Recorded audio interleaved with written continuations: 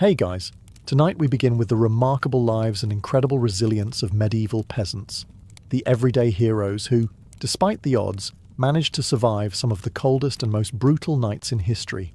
From makeshift insulation tricks to communal sleeping strategies, their story is one of grit, ingenuity, and determination. So before you get comfortable, take a moment to like the video and subscribe, but only if you genuinely enjoy what I do here. And let me know in the comments where you're tuning in from and what time it is for you. It's always fascinating to see who's joining us from around the world. Now, dim the lights, maybe turn on a fan for that soft background hum, and let's ease into tonight's journey together. When you think of medieval life, you might imagine jousting knights, grand feasts, and merry fairs. But for the average peasant, winter was less about merriment and more about, how do we not die tonight? It wasn't just a season. It was a test of endurance that came around every year, like an especially cruel teacher who didn't believe in second chances. Picture this. You're living in a tiny mud and stick hut, with walls so thin you could probably hear a bird sneeze from outside. No insulation. No windows, unless you count a small hole stuffed with animal skin. And definitely no thermostat wars with your siblings.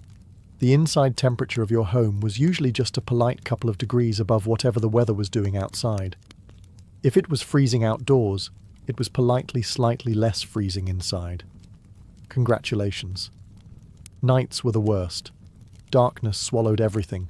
The wind howled like an angry ghost, and the fire in the hearth sputtered pathetically, doing its best but mostly just roasting the toes of whoever was sitting closest. If you were on the other side of the room, sorry, you might as well have been camping outside, with worse snacks. Clothing wasn't much help either. Peasants didn't own fancy fur coats or goose-down blankets. You had a couple of rough-spun wool tunics, maybe a cloak that smelled suspiciously of goat, and a hope that layering them would turn you into some kind of human onion. Spoiler, it didn't really work, and forget about snuggling under soft quilts. Beds were often nothing more than sacks stuffed with hay or straw, maybe with a few old rushes thrown in for good measure, and bonus, some fleas for extra company. Luxury, thy name is medieval peasant life. The cold wasn't just uncomfortable, it was dangerous. Frostbite, hypothermia, and general freezing to death were constant risks, especially for young children and the elderly. Every morning that you woke up still breathing was considered a minor miracle, and honestly, worth celebrating. Maybe with a slightly less frozen turnip for breakfast. So yes, surviving a medieval winter wasn't about comfort.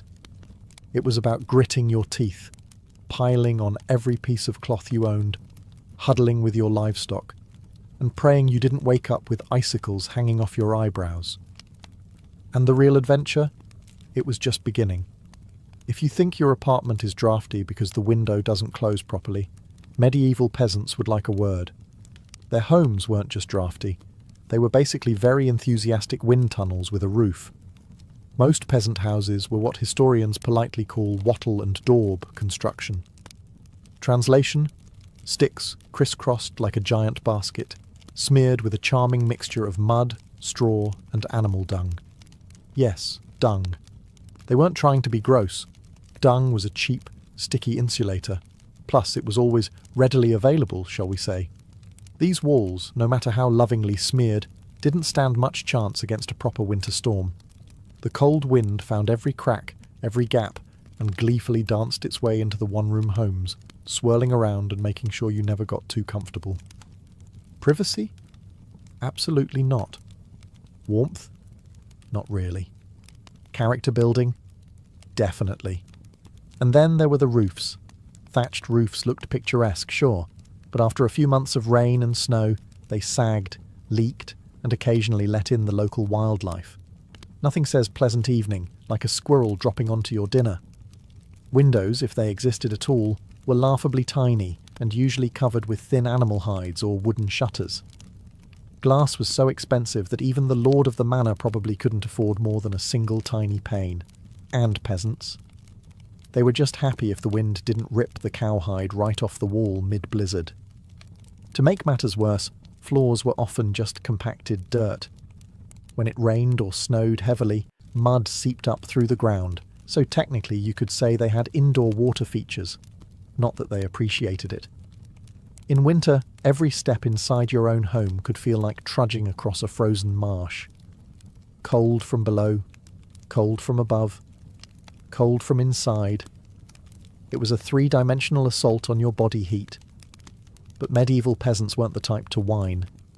They packed gaps with moss, jammed old rags into the worst drafts, and huddled close to each other. Human insulation at its finest. Creativity, stubbornness, and a bit of sheep grease rubbed into the walls were often the only things standing between them and becoming medieval popsicles. Because if your house was falling apart, and your best protection against the elements involved mud and goat hair, well, at least you could laugh about it. Sort of. If your teeth weren't chattering too hard. As if the freezing air wasn't enough, medieval peasants also had to battle a silent enemy rising from below, the frozen ground itself. Floors weren't really floors back then. They were just slightly flatter patches of earth inside your home.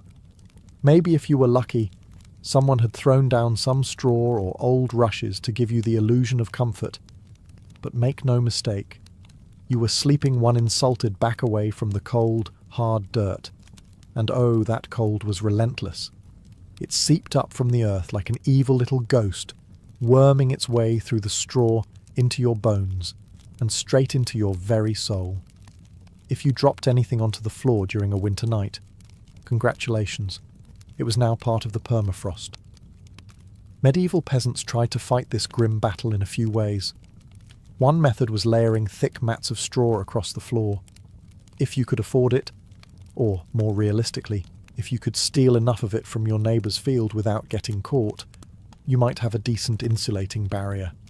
But straw flattened fast, got mouldy even faster, and added an extra crunchy soundtrack to your already miserable nights. Some homes layered dried rushes onto the dirt instead. Every so often they would throw fresh rushes on top without cleaning out the old ones. Over time, this created a fascinating ecosystem of decomposing plants, fleas, and whatever mystery creatures decided to move in. It was basically medieval carpet padding. If your carpet was alive, slightly damp, and smelled like a wet dog.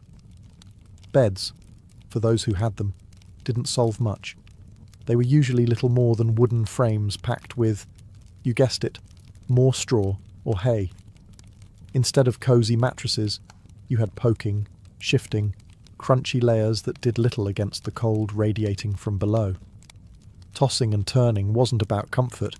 It was a desperate, awkward dance to keep blood flowing and avoid freezing one side of your body. The truth is, medieval peasants didn't conquer the icy ground so much as learn to live uncomfortably above it. A good night's sleep wasn't about dreams or softness. It was about waking up with all your toes still attached. And if you could pull that off, hey, you were doing better than most. If medieval homes had a single hero during winter, it wasn't the roof, or the walls, or even the brave layers of dirt and dung insulation. It was the hearth, a crackling, stubborn fire pit that served as the only real defence against the cold, the darkness, and the general gloom of medieval life. At the centre of nearly every peasant home was a simple fire. No fireplace with a fancy stone mantel, no neat chimney sweeping the smoke skyward. Instead, you had a basic pit or pile of stones, some half-burned logs, and enough smoke pouring into the room to make you wonder if you were slowly becoming a ham. That's right. Most homes didn't even have chimneys. Smoke just kind of did its best. It drifted out through small holes in the roof, cracks in the walls, or right into your lungs if it was feeling lazy that evening. It wasn't ideal for breathing, or your overall lifespan. But on the bright side, it did a great job of fumigating fleas and other unwanted guests. Who needs pest control when you're marinating in smoke 24/7? The hearth wasn't just about warmth either. It was the kitchen, the light source, and sometimes even the medieval version of a television. people sat around the fire telling stories, gossiping, or just staring into the flames because, frankly, there wasn't much else to do after sunset. Keeping the fire alive wasn't just a nice idea, it was mandatory. Letting the fire die out at night was like putting up a sign for the cold to come in and finish you off. Plus, reigniting a fire in winter wasn't as easy as striking a match. You had to work with flint, steel, kindling, and more prayers than you'd ever offered before. Everyone in the family had a duty, stoking the flames, watching the embers, adding peat, sticks, or if you were lucky, a precious piece of dry wood. It was a constant battle between human persistence and the smothering cold that wanted nothing more than to snuff you out. The hearth didn't guarantee survival, but without it, survival was downright impossible. It was a smoky, sputtering, often disappointing little fire. But in a medieval winter, it was the beating heart of hope. If there was one thing medieval peasants feared more than running out of ale, it was letting the fire go out overnight. Without that warm, flickering lifeline, the cold would creep in faster than a tax collector after harvest. And in the dead of winter, restarting a fire from scratch wasn't just inconvenient, it could be deadly. Matches didn't exist yet. Lighters? Dream on. Rekindling a fire meant striking flint and steel together, praying for a single precious spark, and then coddling that spark with tender love and whatever dry kindling you hadn't already burned days ago. Imagine trying to do all this in the freezing dark, half asleep with frozen fingers. Now add a hungry wolf howling in the distance for extra motivation. So peasants got smart. They banked the fire. No, not in a cozy savings account. Banking meant carefully burying the embers under a mound of ash right before bed. The ash acted like a blanket, insulating the glowing coals and keeping them alive, just barely, until morning. If you did it right, you could stroll over at sunrise, poke the pile a little, add fresh wood, and, voila, fire without the frostbite. But if you did it wrong? Well, let's just say mornings got a whole lot colder and a whole lot grumpier. Fire banking was an art, passed down from parent to child like a prized family recipe. Everyone had their own little secrets. Some said use dry ash only, others insisted a bit of dampness was key. Some packed the embers tight, others let them breathe. You could practically start a medieval argument just by suggesting a better fire banking method. It was the ancient version of arguing over barbecue techniques, just with slightly higher survival stakes. Sometimes banking the fire wasn't enough. A howling wind might sneak through a crack and snuff it out anyway, or a clumsy sheep might stumble into the hearth. Yes, it happened. That's why some families took turns getting up in the night to check the coals, basically the medieval equivalent of sleepwalking to the thermostat. In the end, fire banking was less about mastering nature and more about buying just a few more precious hours of warmth. And if you woke up to even a single surviving ember, that was your victory, right there, and enough to face another day of battling the cold. In medieval times, the phrase, "the more, the merrier," wasn't just about parties. It was a winter survival tactic. When the fire sputtered and the freezing winds whistled through every crack, there was one surefire source of warmth, each other. And if that meant sleeping cheek to cheek with your entire family, neighbours, livestock, and possibly a very confused goose, so be it. Forget about personal space. Privacy wasn't even a concept. On the coldest nights, the goal wasn't comfort. It was, don't wake up frozen to the floor. Entire households piled into the warmest corner of the house, wrapped in whatever scraps of cloth they could find, and formed what could best be described as a desperate, snoring, human lasagna. Younger kids squeezed in between parents, grandparents snuggled under the outer layers, and if Cousin Ethel showed up unexpectedly, well, there was always room for one more. If you were lucky, you got to sleep in the middle, where body heat radiated from all sides. If you were unlucky, you were on the edge, the medieval equivalent of sleeping next to the door of a meat locker. And woe to the person who moved too much during the night. You shift once to get comfortable, and suddenly you've knocked Aunt Maud into the freezing draft by the wall. Congratulations, you're now the family villain. Sometimes even bedding was shared. A communal straw mattress that slowly flattened under the nightly weight of multiple generations. And because hygiene wasn't exactly winning any awards back then, let's just say it wasn't the most fragrant sleeping arrangement. But hey, when it's you versus frostbite, you stop being picky. Body heat wasn't just nice, it was strategic. Some medieval guides even recommended deliberately arranging the strongest, warmest people on the outside of the group, like human shields against the cold. Babies and frail elders were tucked deep in the centre, treated like the precious little heat generators they were. This wasn't just about survival, though. Over time, it became part of daily life, part of family bonding. Long winter nights huddled together led to storytelling, singing, and undoubtedly some very interesting conversations muffled under a shared wool blanket. So next time your sibling steals your blanket or your dog hogs the bed, just remember, at least you're not fighting for elbow space between a snoring uncle and a particularly judgmental goat. If you thought modern roommates were a challenge, medieval peasants would like to introduce you to their winter housemates: cows, goats, pigs, chickens, basically anything with a pulse and a little bit of body heat. Bringing animals indoors wasn't just a quirky village tradition, it was vital for survival.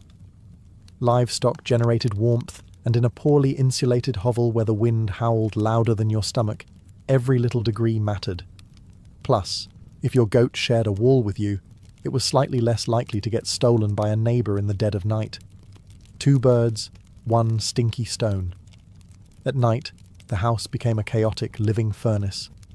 Chickens nested in corners, pigs snorted near the hearth, and cows lounged luxuriously against the walls, chewing cud like they paid rent. It wasn't glamorous, far from it. If you've ever been stuck in a car on a summer road trip with someone who forgot to shower, imagine that. But it's a cow, it's winter, and there's literally nowhere else to go. The smells? Legendary. By springtime, the perfume of a shared winter was something fierce. You didn't need to light a candle. Your nostrils were already on a wild ride. But medieval peasants developed a selective nose. They didn't complain much because they knew one uncomfortable truth. The more animals inside, the fewer frozen toes in the morning. Certain animals even had prime spots. Cows, being the biggest and warmest, usually took centre stage near the family. Goats were allowed closer in for their warmth, and because goats, being goats, would find a way inside anyway. Chickens roosted in rafters or old baskets, and pigs, well, pigs didn't care. They plopped down wherever they pleased, probably right in the middle of the floor. Of course, sharing your bedroom with livestock wasn't without hazards. Imagine drifting off peacefully, only to be rudely awakened by a chicken deciding your hair makes a good perch, or stepping barefoot into something suspicious. First thing in the morning. Yes, medieval mornings could be full of surprises. Still, despite the noise, the smells, and the occasional hoof to the ribs, peasants understood the simple math. Cold kills, and cows cuddle, whether they want to or not. In the battle against winter's icy fingers, a warm, slightly slobbery cow breath was often the deciding factor between life and death. In medieval winters, fashion wasn't about looking good, it was about not dying. Peasants weren't flipping through the latest trends, they were layering up like they were preparing for battle against the Grim Reaper himself. The rule was simple. If you owned it, you wore it. Sometimes, all at once. First, the basic undertunic, a scratchy, probably not too clean linen shirt. Over that, a thicker woolen tunic, then another, if you had it.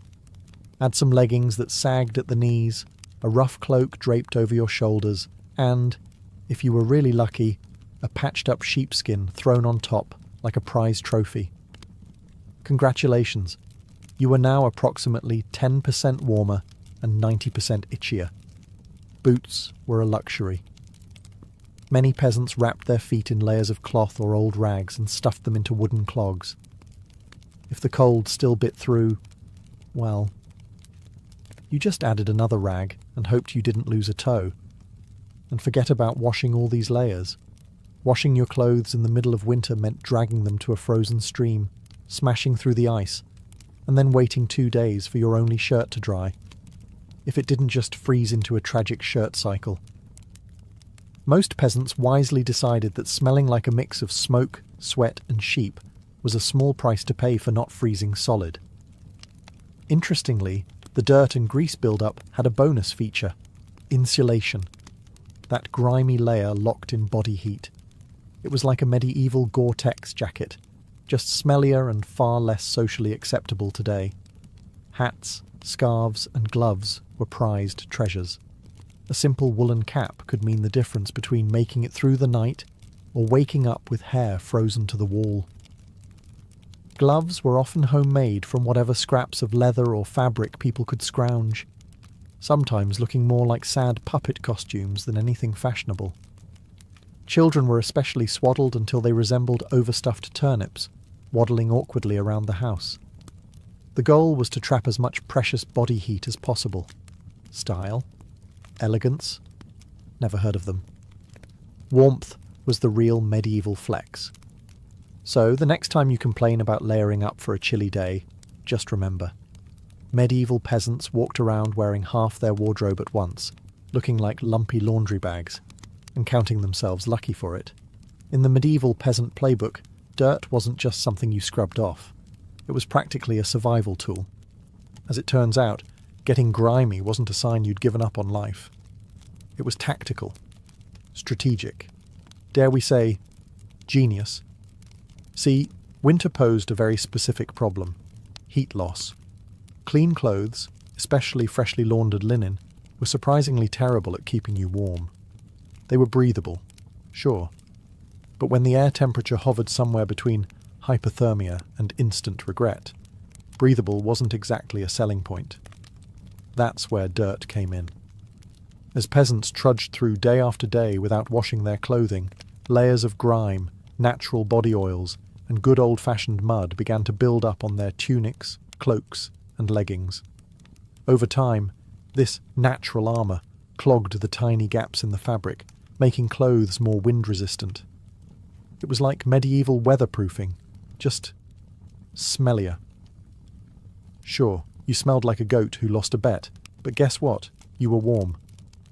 In fact, some medieval folks believed that washing yourself too often in winter could actually make you sick. Better to keep that protective, holy filth barrier intact. Bathing was rare, laundry even rarer, and soap, when it existed, was reserved for serious occasions, like when the bishop showed up, or maybe right before you died. Adding to the strategy, peasants layered their clothes without changing the ones underneath. You just threw your new layer on top of last month's. Eventually, you became a walking museum of the past 6 weeks. Every stain telling the heroic story of that one time I slipped in the mud but didn't die. To outside observers, medieval peasants might have looked and smelled like they had completely given up on hygiene. But the peasants knew better. That grimy, crusty tunic was a thermal shield against death by frostbite. It wasn't glamorous, but neither was freezing to death because you wanted to smell like flowers. Besides, in a world where literally everyone stank to high heaven, you weren't offending anyone. Nose blindness was practically a way of life. So yes, in medieval winters, filth wasn't failure. It was fashion. It was function. And if you had a thick, greasy outer layer by February, you, my friend, were winning at life. If you thought medieval peasants spent their winters tucked into plush feather beds with embroidered quilts, think again. The reality was a bit more rustic. And by rustic, I mean, let's sleep on a pile of dead plants and hope for the best. Beds, in the medieval peasant world, were usually a rough wooden frame, if you could afford one, covered with a big sack stuffed full of straw, hay, or old rushes. That's it. No memory foam, no orthopedic support, no 5-star hotel experience. Just a crunchy, lumpy, slightly pokey mess that smelled faintly of barnyard and regret. Every toss and turn in the night brought a delightful soundtrack of crinkling straw, and the occasional sharp jab from a rogue stalk. Some peasants even skipped the wooden frame altogether and just threw the straw straight onto the dirt floor, creating a luxurious, ground-level sleeping experience that modern influencers would probably rebrand as earth-connected slumber. The straw mattresses weren't just uncomfortable, they were temporary. Over time, the straw flattened, grew mouldy, attracted bugs, and generally turned into a biological hazard zone. Changing the straw was a big event, usually done a few times a year if you were diligent, or whenever your bed started actively moving without your permission. Rushes were a popular alternative. These long grasses were spread thick on the floor, sometimes mixed with herbs like lavender or rosemary to mask the overwhelming odour livestock aroma of daily life. Fresh rushes smelled lovely, for about a day. After that, they became part of the muddy, trampled landscape inside the house, blending seamlessly with dirt, food scraps, and whatever else wandered in. And let's not forget the bedfellows. Fleas, lice, and other charming critters loved straw bedding almost as much as the peasants did. If you woke up scratching more than you slept, congratulations. You were living the authentic medieval experience. Despite the hardships, these humble beds were lifesavers. Piles of straw provided a crucial insulating layer against the frozen earth, and clumping together atop them created pockets of shared body heat, medieval central heating at its finest. So, next time you sink into your soft, supportive mattress, just remember, somewhere out there, a medieval peasant is looking down at you from history, grinning through a mouthful of missing teeth and saying, "Must be nice." When you live in a house made of sticks, mud, and optimism, you quickly learn that winter breezes aren't just a nuisance, they're personal attacks. Medieval peasants didn't just fight the cold from the outside, they fought it from inside their own homes, armed with nothing but whatever they could cram into the cracks. And trust me, there were a lot of cracks. Walls warped, mud crumbled, thatch sagged. The cold seemed to find new places to sneak in every night, like a mischievous poltergeist with a grudge. Sealing up the house became an art form. Peasants stuffed gaps with moss, straw, scraps of old cloth, bundles of dry grass, and sometimes even animal hair. If it was soft, squishy, or vaguely insulating, it was jammed into a hole somewhere. Some particularly determined souls daubed extra layers of mud and dung over the outside of their walls as an annual winter project. Imagine standing there in freezing weather, slapping cold manure onto your own house while muttering, "This is fine, this is luxury." Because in a way, it was. Roof leaks were another battlefield.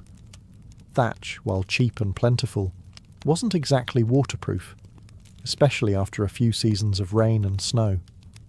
Peasants would plug holes in the roof with spare bits of cloth, bundles of reeds, or, in moments of true desperation, chunks of turf stolen from the nearest field.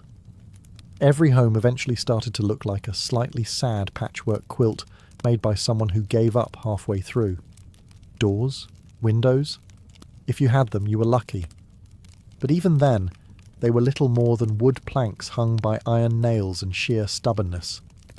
Window holes were often covered with animal hides or thick cloth soaked in animal fat to block out the worst drafts, and add a bonus aroma of mystery meat to the living space.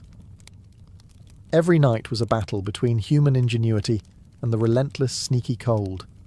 One minute you were warm, the next minute a sudden gust would find the one spot you missed, slapping you awake like a frosty hand of doom. Yet somehow, through cleverness, stubbornness, and a refusal to accept slightly frozen as a permanent state of being, medieval peasants patched, stuffed, and muddled their way through the worst winters nature could throw at them, one muddy handful at a time. When the cold bites hard enough to keep you awake at night, medieval peasants had a solution. Don't even try to pretend everyone's sleeping at once. Instead, they developed a survival strategy that today would make any military commander proud: sleeping in shifts. It wasn't some grand, organised system with whistles and roll calls. It was far simpler and much more desperate. Half the household stayed awake, tending to the fire and patching up stray drafts, while the other half curled up under threadbare blankets and hay, trying to catch a few precious hours of half-frozen sleep. The fire needed constant attention. Left alone, it would die down, and restarting it, remember, was about as easy as getting a stubborn donkey to dance. So someone had to be on ember patrol, and since no one wanted to get up once they were finally warm-ish, families rotated shifts. You dozed for a few hours, got elbowed awake, then stumbled over to the hearth to poke, prod and curse the fire back to life, while trying not to step on a goat. The rotation wasn't glamorous. There were no night vision goggles, no late-night snacks, and certainly no 5 more minutes snooze buttons. Just stiff joints, heavy eyelids, and a growing resentment toward whoever snored loudest during your shift. Children old enough to hold a stick were pressed into service, learning early that in winter, everyone pulled their weight, or froze trying.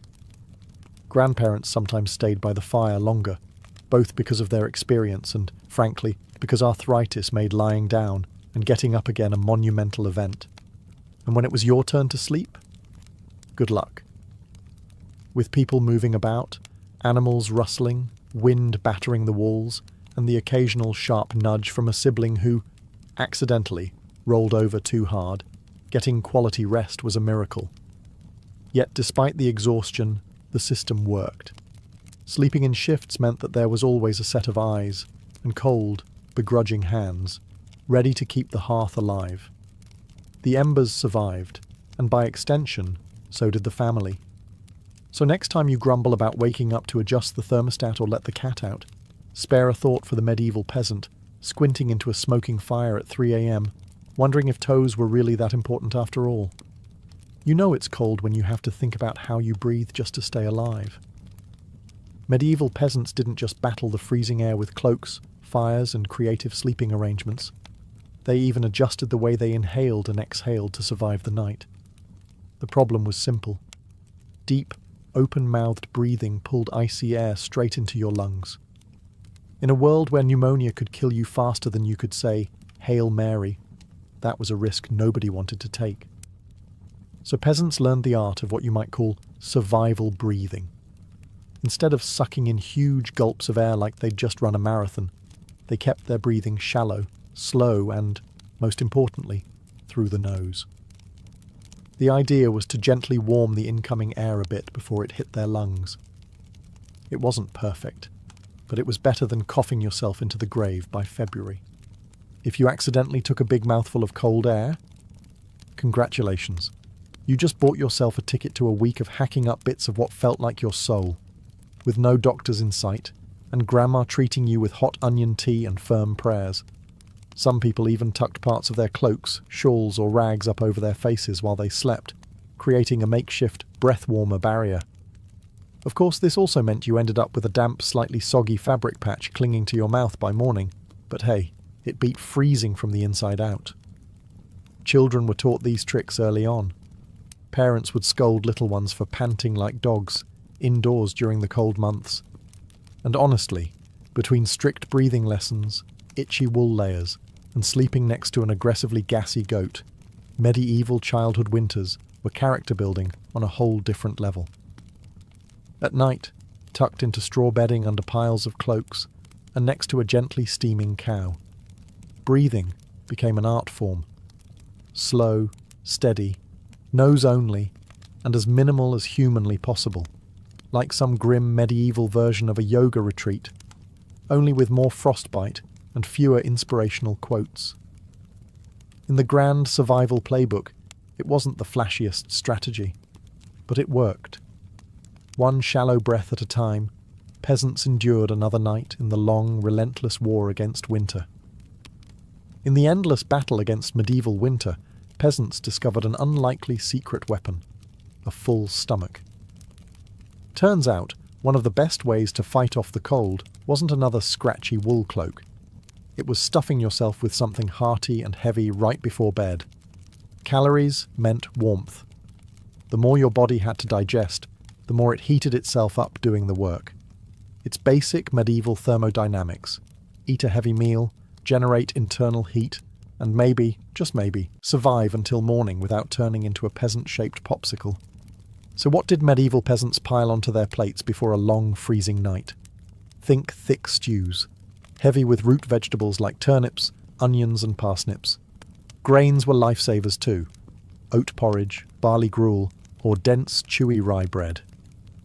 If you were especially lucky, say, after a festival day or a generous slaughter, you might even get a hunk of salted pork or a slice of dried sausage thrown into the pot.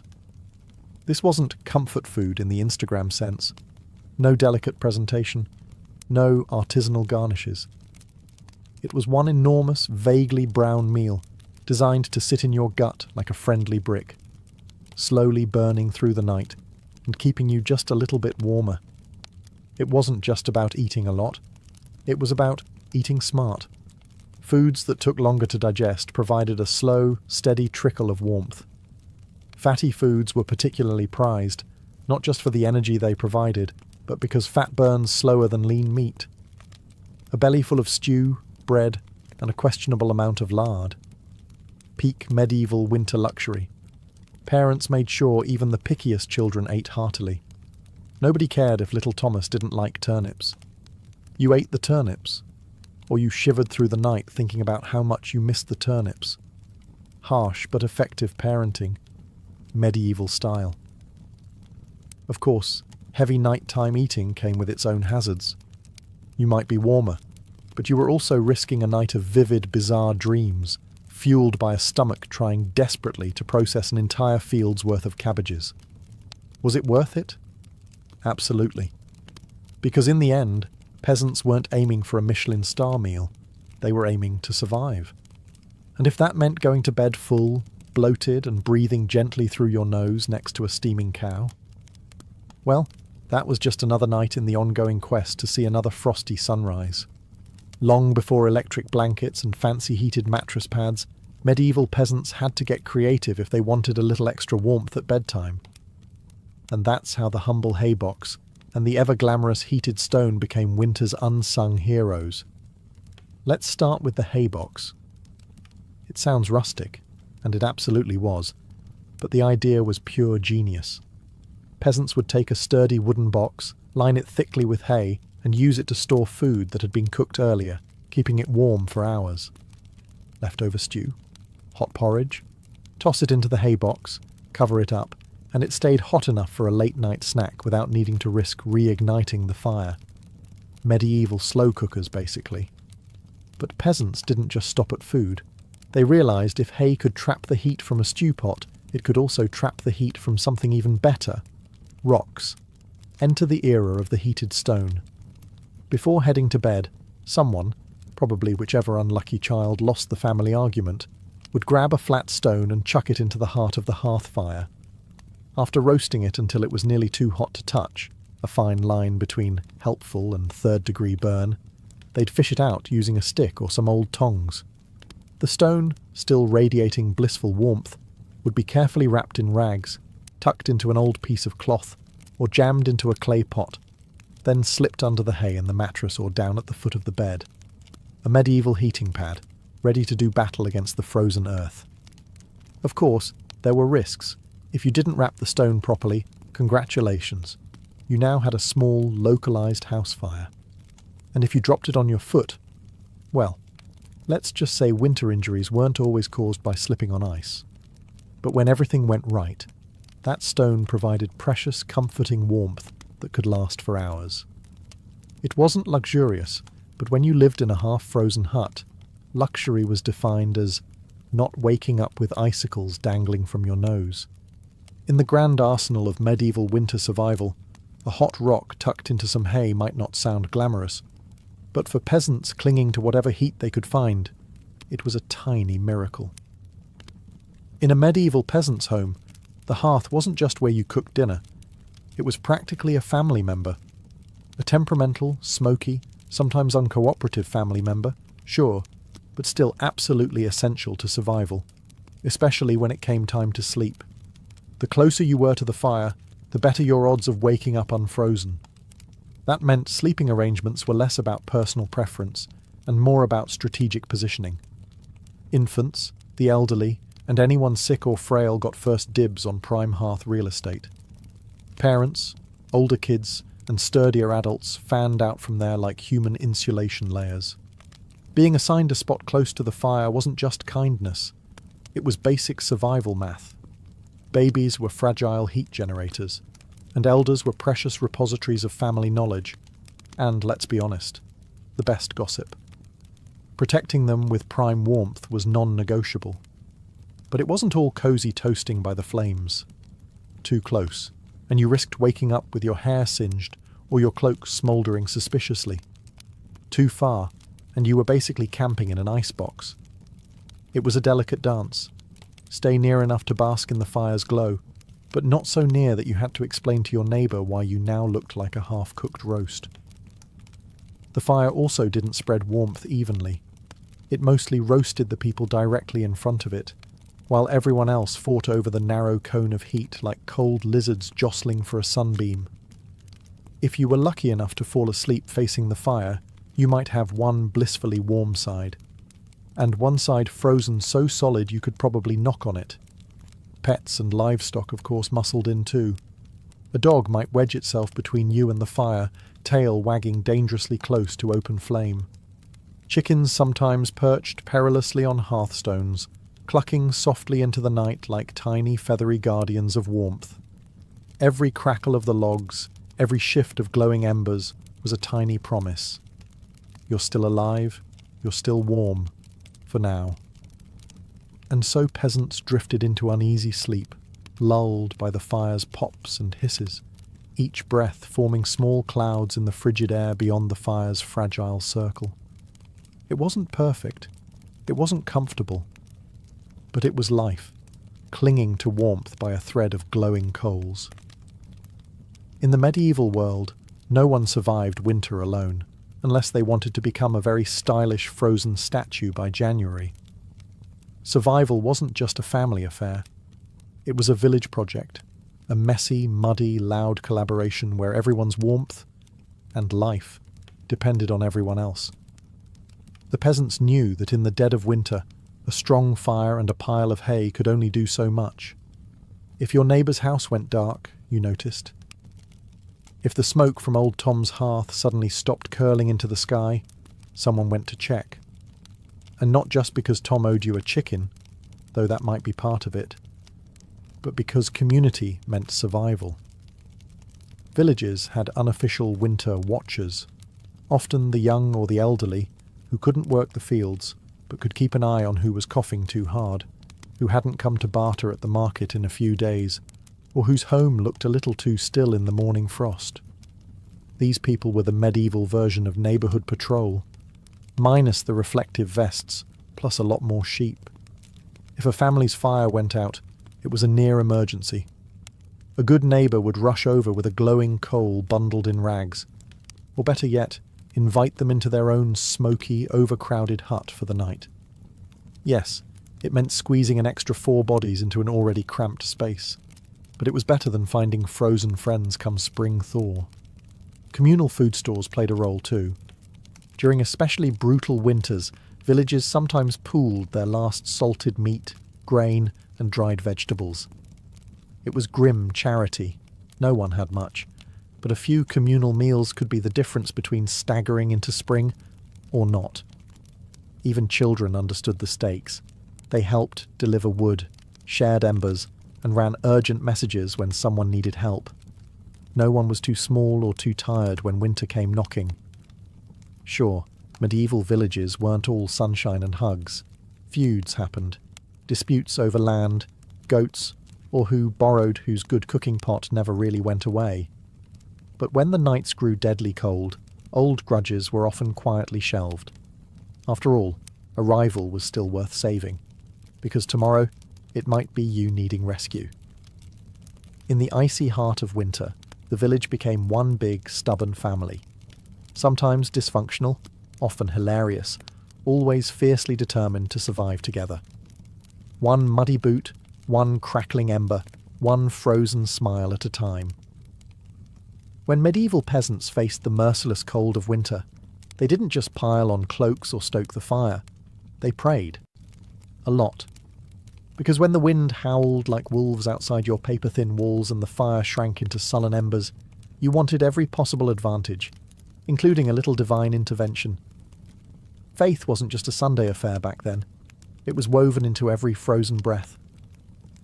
Before crawling under layers of straw and scratchy wool, families would kneel together, offering up hurried prayers to keep the fire burning, the roof intact, and their toes attached by morning. Saints became more than distant holy figures. They were winter's frontline defence. Saint Blaise, for instance, was called upon to protect against throat ailments. Not a minor concern when one mouthful of icy air could land you coughing up your soul. St. Nicholas wasn't just the jolly gift-giver of later legend. He was also asked to protect households from sudden ruin during the lean, deadly months. Superstitions wrapped themselves snugly around daily survival. Some families sprinkled a little holy water near the hearth before sleeping, hoping it would protect against evil spirits, or at the very least, mischievous drafts. Others marked doorways with blessed chalk after certain feast days, pleading for warmth and luck to find their way inside. Candles played a role too.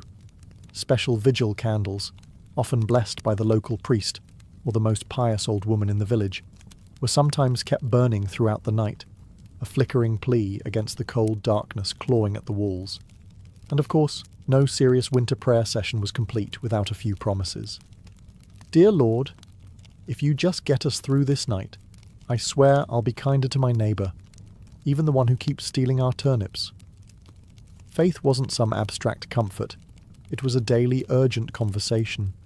The peasants weren't asking for luxury, just survival. A little heat, a little food, and one more day to muddle through until spring broke the frozen grip on their tiny villages.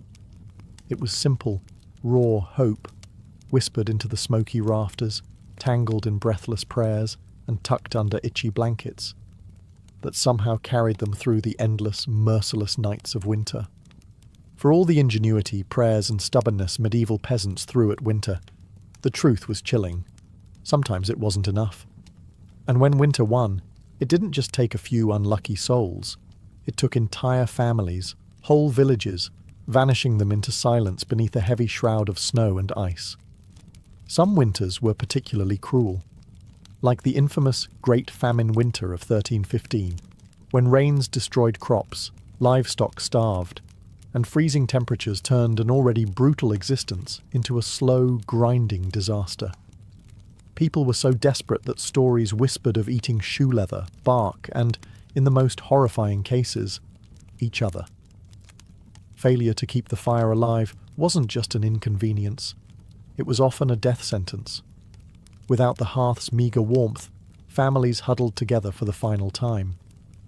Neighbours would sometimes stumble across whole households in spring, bodies still locked in one another's frozen embrace, as if trying to share just a little more heat until the very end.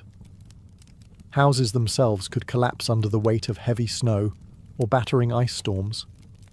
A roof giving way in the middle of a frozen night wasn't just catastrophic. It was often fatal. Dragging yourself through thigh-deep snow to beg shelter from neighbours wasn't a guarantee either, especially if those neighbours were already stretched to the breaking point. Disease loved the cold too. Starvation weakened the body, and cramped, smoky homes turned into breeding grounds for pneumonia, bronchitis, and other deadly infections. A simple cough in December could easily be a funeral by January. And then there was the quiet horror: frostbite. Fingers, toes, even ears blackened and died while still attached to their owners. Some villagers survived winters at the cost of their limbs, a grim badge of honour that said, "I made it through, but winter took a piece of me." Yet what's most haunting isn't just the death, it's the eerie normalcy of it. People accepted that each winter, some among them wouldn't see the thaw. Death wasn't unexpected. It was just another neighbour at the door, wrapped in frost, waiting its turn. Even amid the bitter cold and constant threat, medieval peasants pressed on, stubborn, grieving, clinging to life. Because as long as there was one ember left in the hearth, one breath hanging in the frozen air, there was still a fight worth fighting. When we look back at medieval peasants, those muddy, frost-bitten survivors of endless winters. It's tempting to see only their hardships, the cracked hands, the frozen toes, the smoke-choked huts. But buried beneath all that struggle is something far more powerful, a legacy of raw, stubborn ingenuity and unbreakable endurance.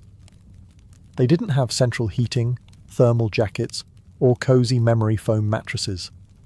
They didn't even have the luxury of assuming they'd survive until spring. But what they did have, and what they left behind, was the blueprint for resilience.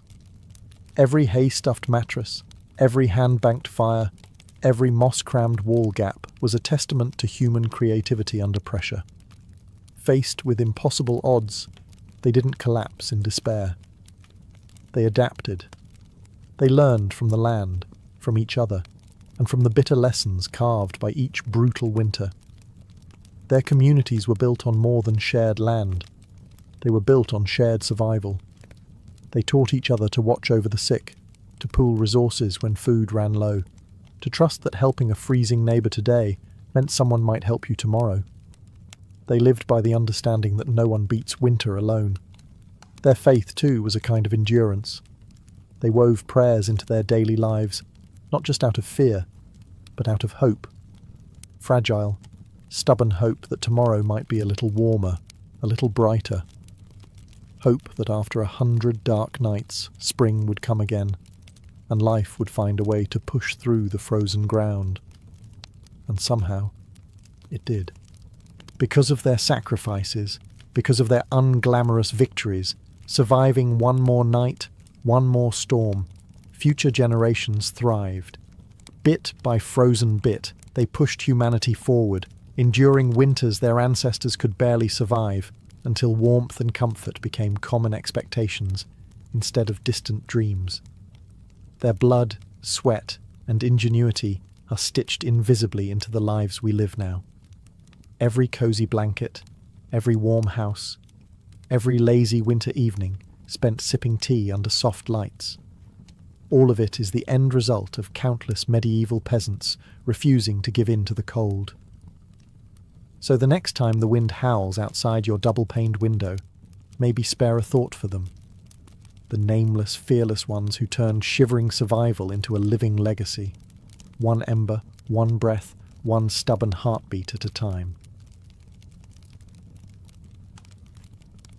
Anne Boleyn didn't come into the world with a crown on her head or armies at her feet.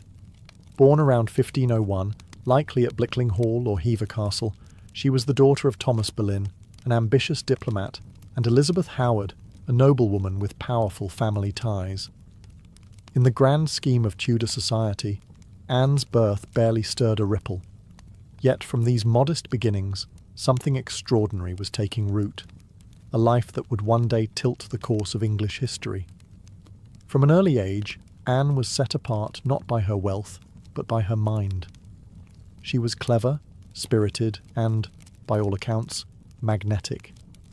Recognizing her potential, her family sent her abroad to the continent, where her education truly began. First, she served Margaret of Austria in the glittering court of the Netherlands, an experience few English girls could dream of. There, Anne absorbed the art of diplomacy, refined manners, and the subtle dance of European politics. But it was in France that Anne's brilliance was truly polished. She spent years in the sophisticated courts of Queen Claude and Queen Marguerite of Navarre, learning the language of influence, elegance, flirtation, wit. While other young women perfected their embroidery, Anne mastered conversation, intrigue, and the art of commanding attention without ever seeming to seek it. By the time she returned to England in the early 1520s, Anne was something rare. A woman who could rival the sophistication of continental courtiers while carrying the ambition of a rising English house. She wasn't a classic beauty. Even her admirers admitted as much. But she was arresting. Dark eyes that sparked with intelligence, a quick, musical voice, a way of moving that suggested purpose just barely concealed beneath layers of courtly grace. Anne didn't just enter rooms, she changed their gravity.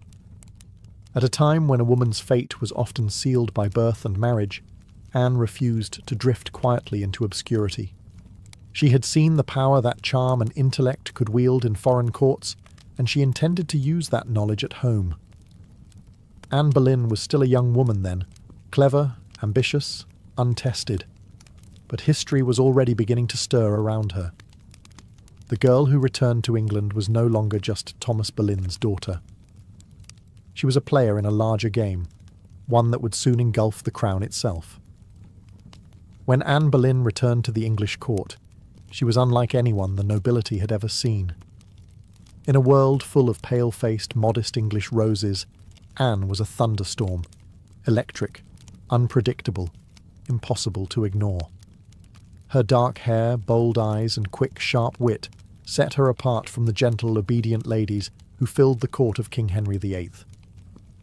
At first, she played the role expected of her, a maid of honour to Queen Catherine of Aragon.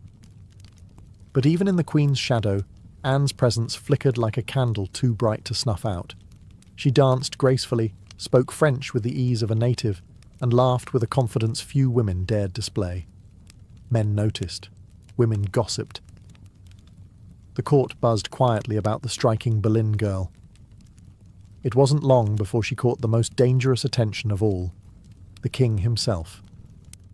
Henry VIII was no stranger to flirtation. His court was a playground of whispered promises and secret liaisons. But Anne was different. She didn't swoon at his compliments or fall eagerly into his arms like so many others had. She teased. She challenged. She refused. Henry, a man used to instant adoration, was captivated. The more Anne held him at arm's length, the deeper he fell. Letters passed between them, filled with declarations of love, frustration, longing. Henry offered her the role of royal mistress, the most powerful unofficial position at court. Anne, astonishingly, said no. She would not be just another conquest, a forgotten mistress lost to time. If Henry wanted her, he would have to make her his wife. It was a gamble so audacious that it stunned the court. After all, the king was already married. His queen, Catherine, was beloved by the people and fiercely protected by her nephew, the Holy Roman Emperor. The church itself would have to be defied for Henry to claim Anne. But Anne didn't flinch. She had lived in the courts of Europe, where queens wielded soft power from behind lace fans and painted smiles. She knew ambition was a dangerous game, but it was a game she intended to win.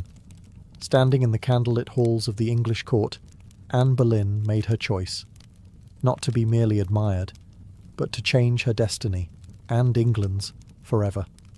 What began as an intense flirtation between King Henry VIII and Anne Boleyn soon spiralled into a national crisis. Henry wasn't merely besotted, he was obsessed. And in his obsession, he was willing to tear apart everything England had known for centuries. The king's desire to marry Anne hit a small snag, namely, he was already married to Queen Catherine of Aragon. Catherine, dignified and resilient, refused to quietly step aside. She had been Henry's faithful wife for 2 decades, and in the eyes of God and the English people, she was the rightful queen.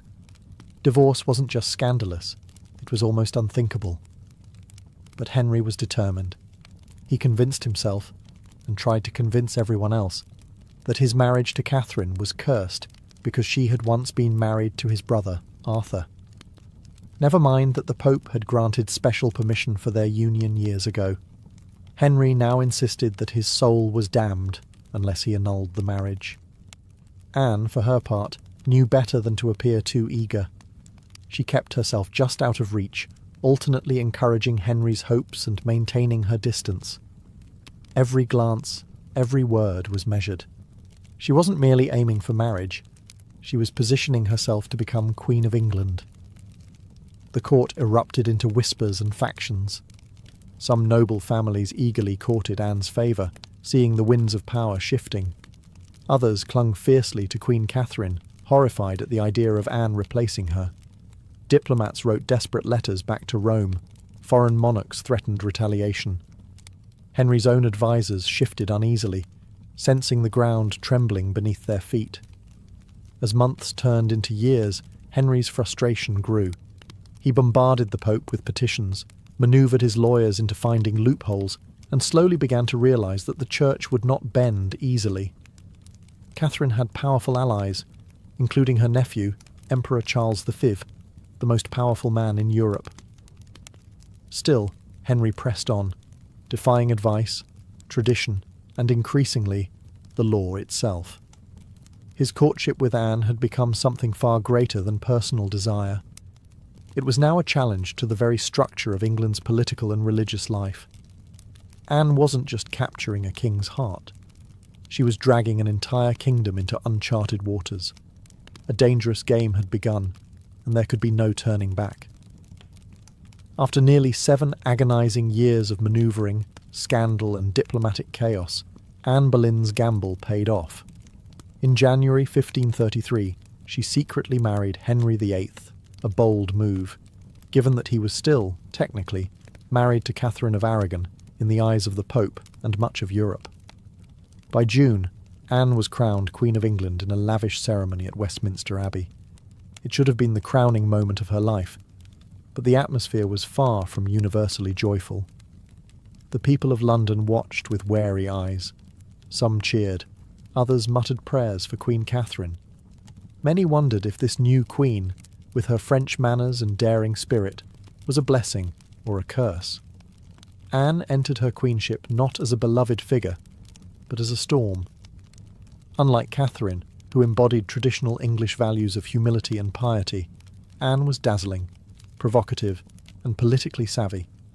She wore bold colours, commanded the court with sharp intelligence, and made powerful enemies with breathtaking speed.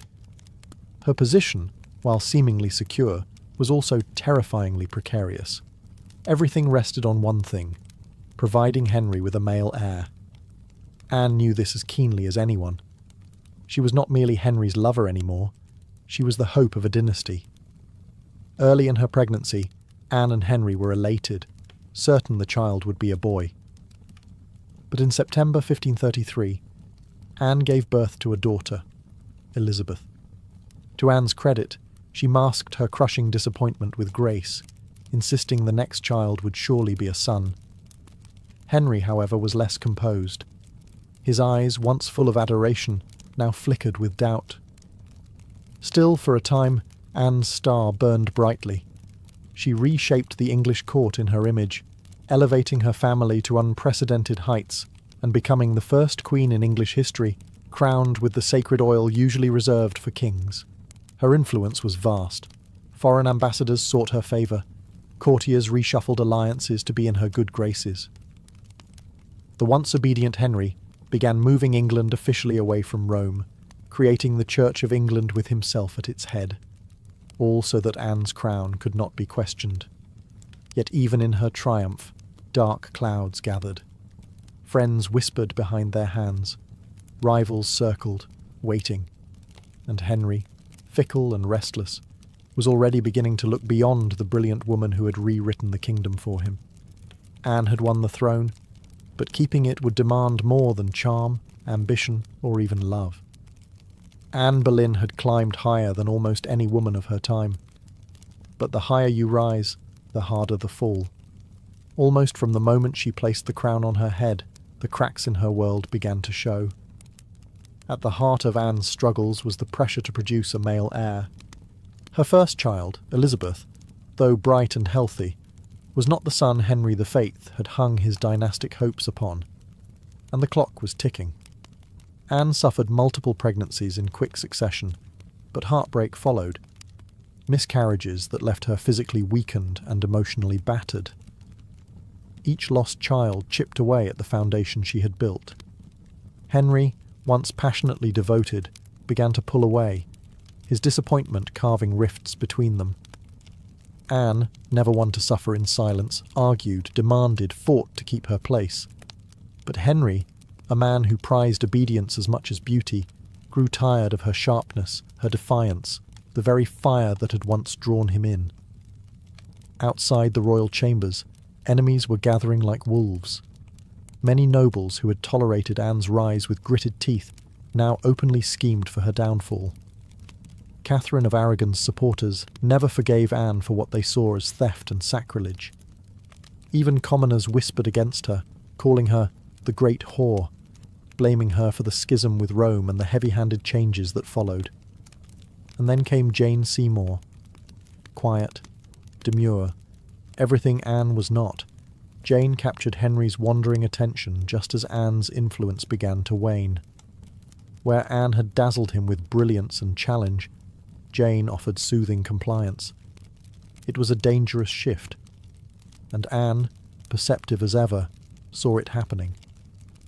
She tried to reclaim her position, lavishing attention on Henry, promising more sons, begging for patience. But the king, ever fickle, had already begun imagining life without the woman for whom he had once torn a kingdom apart. Anne's political enemies, including Thomas Cromwell, once her ally, sensed the changing tide. They began laying the groundwork for a campaign of destruction, quietly gathering accusations, rumours, and witnesses. The woman who had played the dangerous game of ambition so masterfully was now losing ground. Anne had won her crown through cunning and courage. But in the brutal, shifting world of Henry's court, past victories meant little. Only fresh success mattered, and Anne's enemies were sharpening their knives. The queen who had shattered a kingdom would soon see how quickly a kingdom could shatter her. Anne Boleyn's enemies didn't attack her with armies or swords. They came with whispers, secrets, and carefully sharpened lies. In the back rooms of court, betrayal was brewing. Silent, patient, deadly. Thomas Cromwell, once Anne's greatest ally in the English Reformation, had turned against her. Their alliance had been built on mutual ambition, but now their interests clashed. Anne wanted reforms to help the poor and limit the power of greedy nobles. Cromwell wanted stability, favour with Henry, and no interference. Anne's boldness had made her dangerous.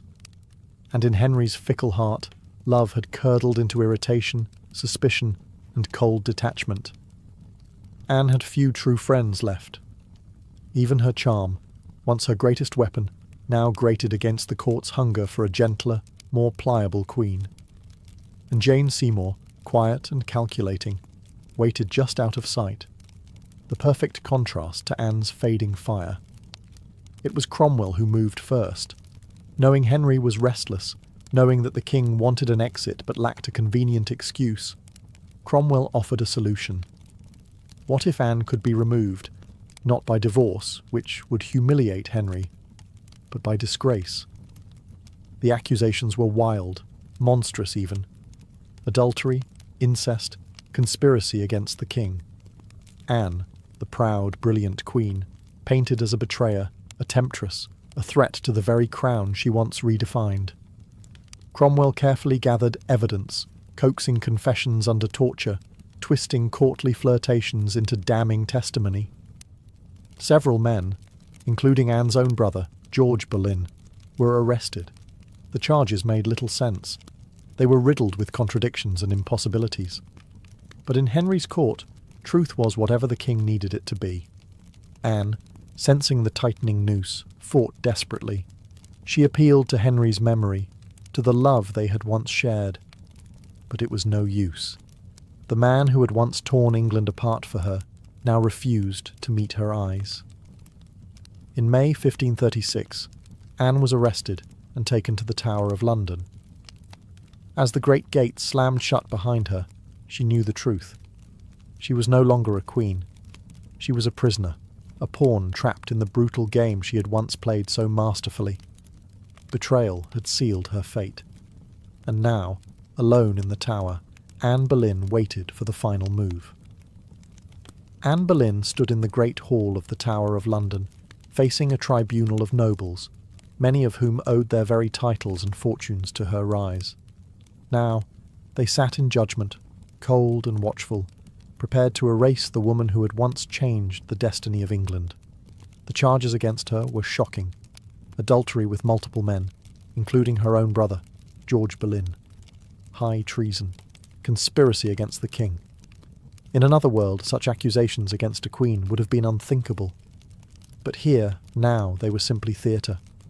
A grim performance designed to give Henry VIII exactly what he wanted.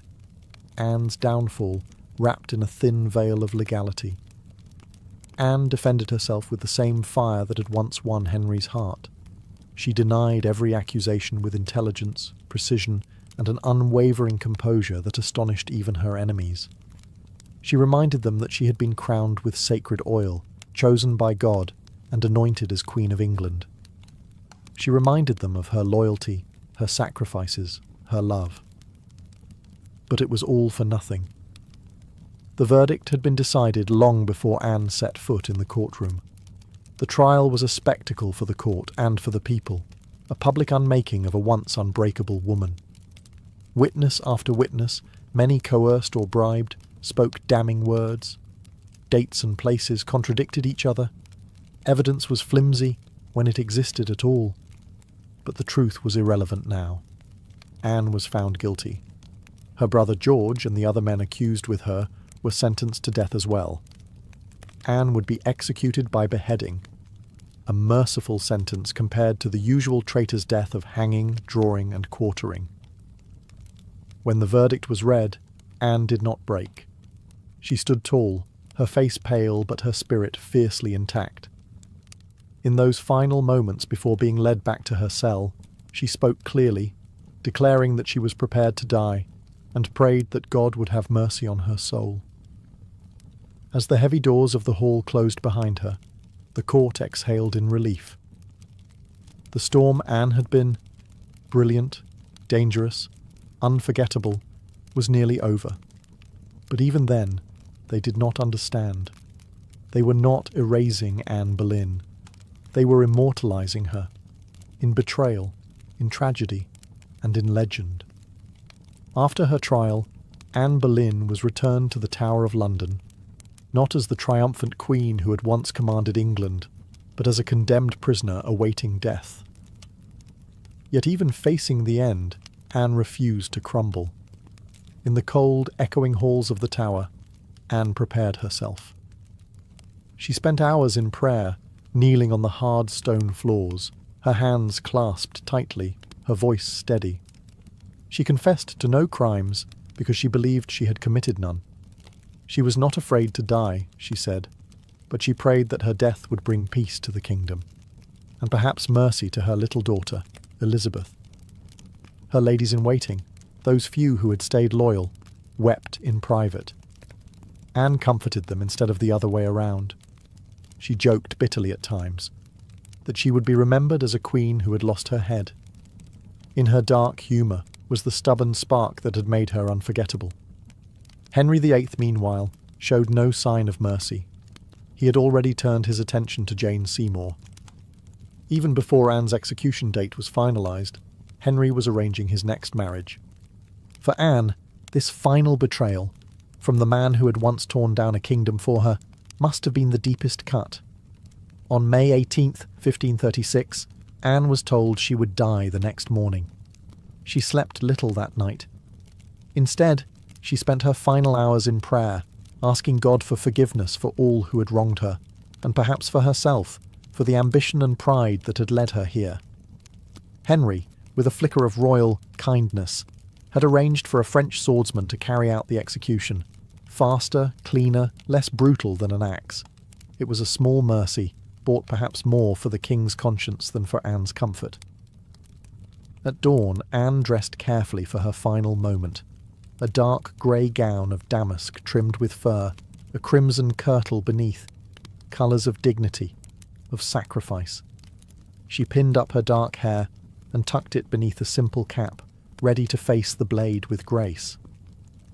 As the tower's cold morning mist curled around the courtyard stones, Anne Boleyn, queen, mother, survivor, fighter, stepped forward. There would be no tears, no pleas, only a final act of courage in the face of history's judgment. Her end was near.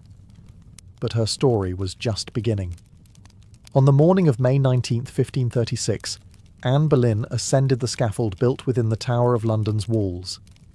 A small crowd gathered, courtiers, guards, a few witnesses, all wrapped in silence, as if even the stone walls held their breath. Anne stood tall, her grey gown fluttering slightly in the cold morning breeze. She looked thinner than she had at court, her face pale but calm. There were no hysterics, no broken sobs. If anything, she faced death with the same fierce dignity that had once shaken a kingdom to its knees. She spoke briefly, carefully choosing her final words. She did not accuse. She did not defend herself. She prayed for the king's health and prosperity, the very man who had abandoned her. In those final moments, Anne offered the world not a confession, but forgiveness. Her courage stunned even those who had come to see her fall. The French executioner, brought specially to ensure a swift death, stepped forward. Anne knelt upright, her hands folded in prayer, her eyes lifted toward the heavens. A small white cloth was tied around her eyes. She remained still. The sword flashed once, silent, swift, and Anne Boleyn, queen, mother, history maker, was no more. She was buried quickly in an unmarked grave within the Tower grounds, laid to rest in an arrow chest because no proper coffin had been prepared for her. A queen once crowned in gold, now left to vanish without ceremony. Yet Anne's story didn't end in that cold grave. Her daughter, Elizabeth, the child whose birth had once disappointed a king, would rise to become one of the greatest monarchs in English history. Elizabeth I, the Virgin Queen, whose reign would see the flowering of English art, power, and global influence. A queen who inherited her mother's fierce spirit, sharp mind, and unyielding resilience. Anne Boleyn changed the course of England forever. Her ambition helped trigger the break with Rome and the birth of the Church of England. Her fall showed the world that even queens could be cast aside. Yet through her blood, through Elizabeth, Anne's legacy blazed brighter than any crown she had worn in life. In the end, Anne Boleyn won a kind of immortality, not through her survival, but through her indelible impact on history. By the early 1770s, the American colonies simmered like a pot left too long over a roaring fire. The relationship with Britain, once seen as the proud mother country, had soured into resentment, suspicion, and growing fury. It hadn't started with tea. Years earlier, the Stamp Act had enraged colonists by placing taxes on everything from newspapers to playing cards. That was followed by the Townshend Acts, taxing essentials like paper, glass, and paint. Each new law, passed thousands of miles away by a parliament in which the colonists had no representation, was like another spark landing in dry brush. At first, the anger showed itself in polite petitions and fiery pamphlets. Colonial assemblies drafted formal protests. Merchants organised boycotts.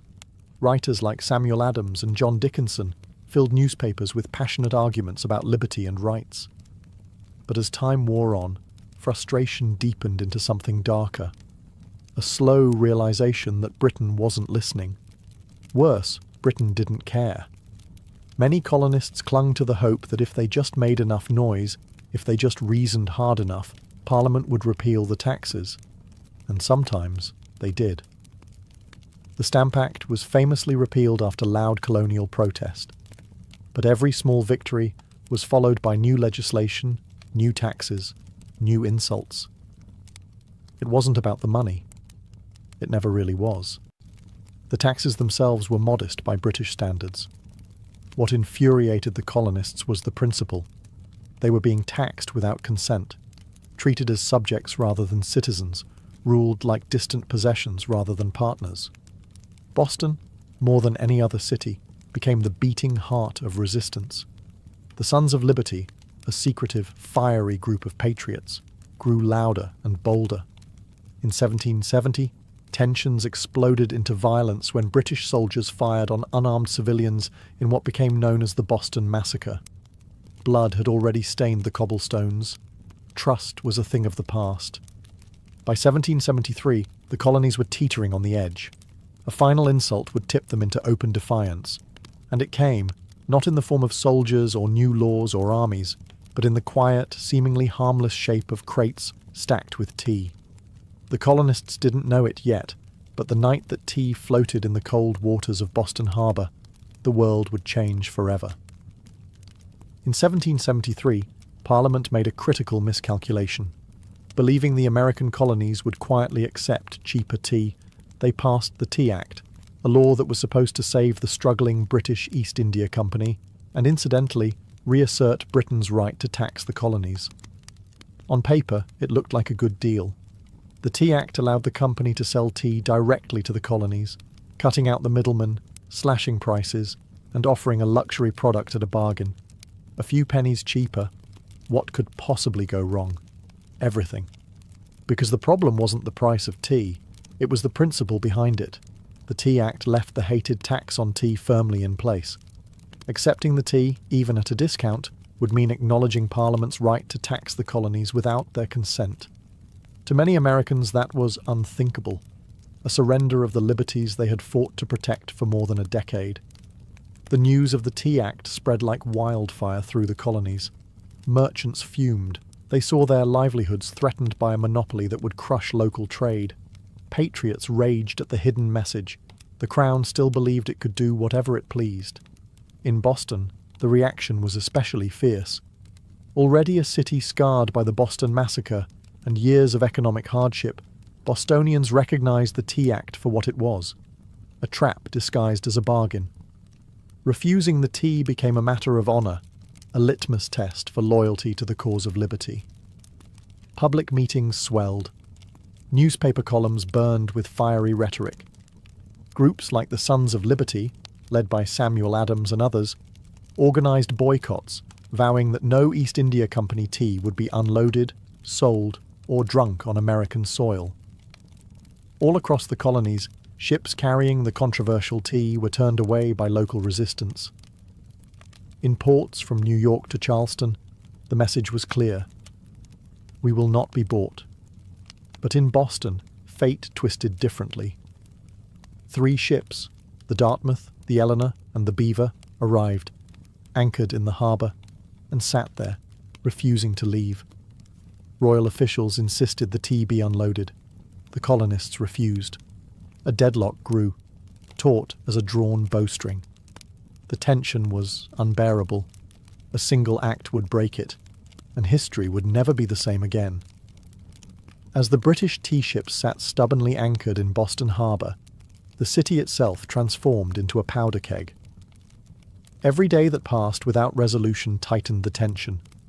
Boston wasn't just resisting, it was preparing for a fight. In taverns, churches, and public squares, angry colonists debated what to do.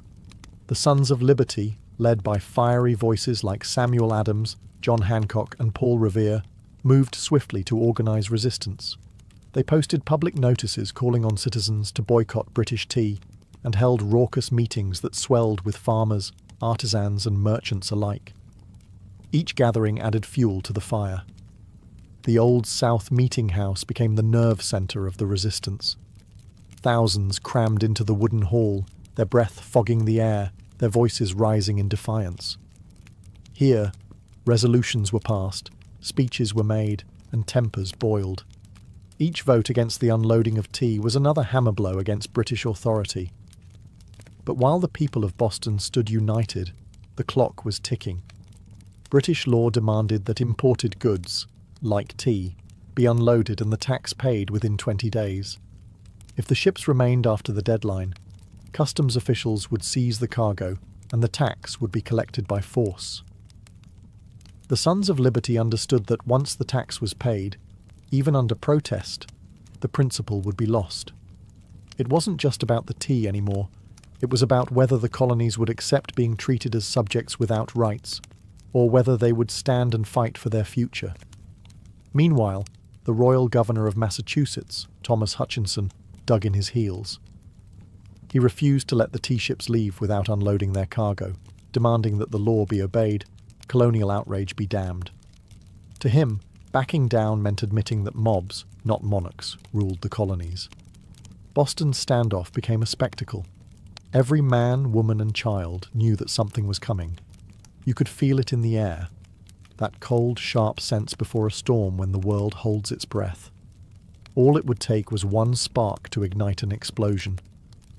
and somewhere among the crowded streets and crowded hearts of Boston, a decision was quietly taking shape, a plan that would echo across oceans and empires. December 16th, 1773, dawned grey and cold over Boston, a city balanced on the edge of history. For nearly 3 weeks, the tea ships had sat in the harbour like ticking bombs. Now, the final deadline had arrived.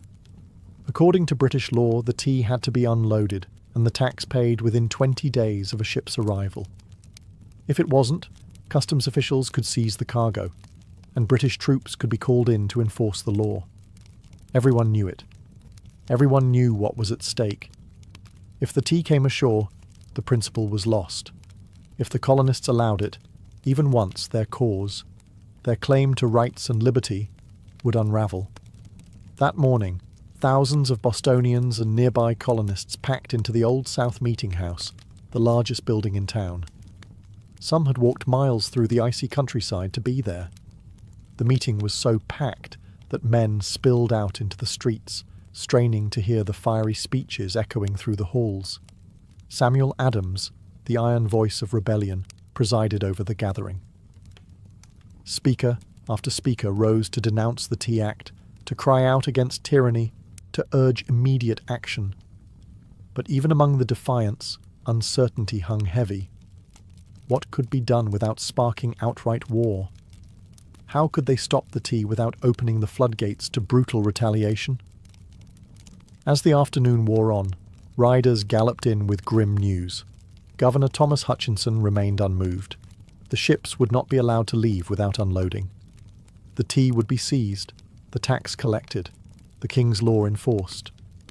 The crowd buzzed with fury.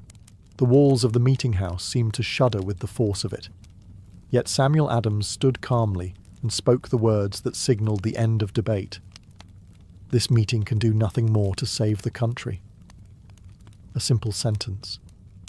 But everyone knew what it meant. There would be no more petitions, no more compromises. Action would be taken. Outside, a war whoop cut through the gathering gloom, the signal. Men disguised themselves quickly, smearing soot on their faces, donning blankets and feathers in crude imitation of Mohawk warriors. It wasn't about fooling anyone.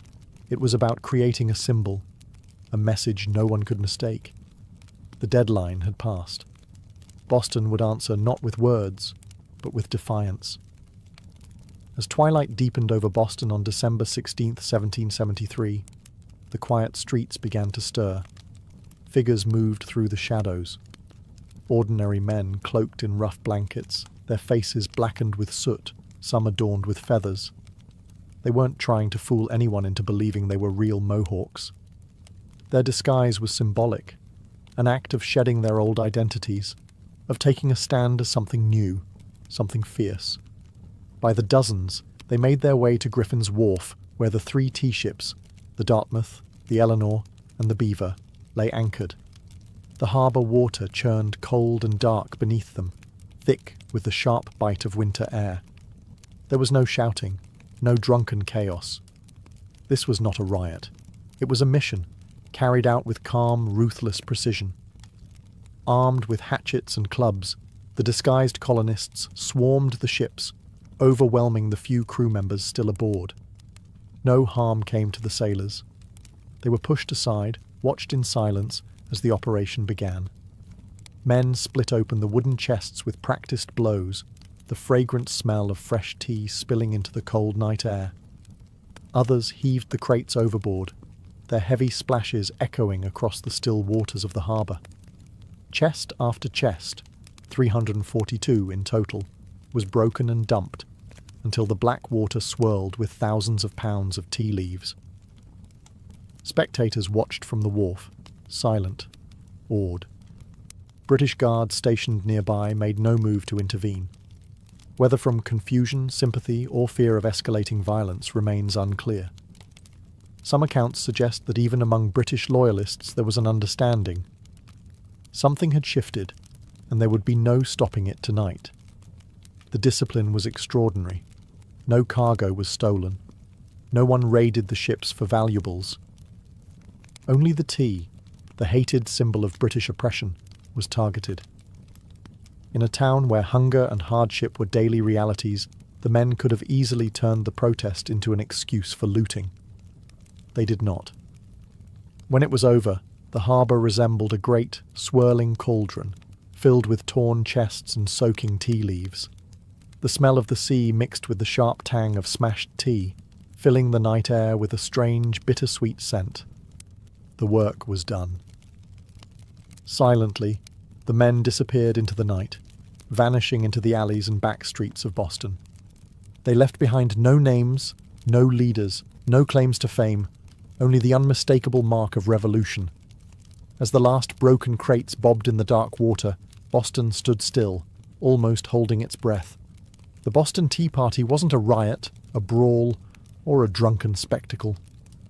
It was something far rarer, an act of cold, deliberate defiance carried out under the cloak of night. The harbour was transformed into a giant, swirling teapot. Thousands of pounds of East India Company tea floated in great mats on the water, staining it black. Some colonists, curious and rebellious, scooped handfuls of soaked leaves from the harbour, only to be chastised by the Sons of Liberty patrolling the docks. Nothing was to be salvaged. No one would profit from this night's work. This was principle, pure and simple. The town woke the next morning to the smell of salty tea hanging heavy in the air. News spread like wildfire. Word of mouth, letters, broadsheets. By midday, everyone from apprentices to merchants knew what had happened, and opinions split fast. Among patriots, there was pride, a fierce, swelling pride that ordinary men had stood up to the mightiest empire in the world and struck a blow for liberty. Among loyalists and moderates, there was horror. To them, the destruction of property was reckless, dangerous.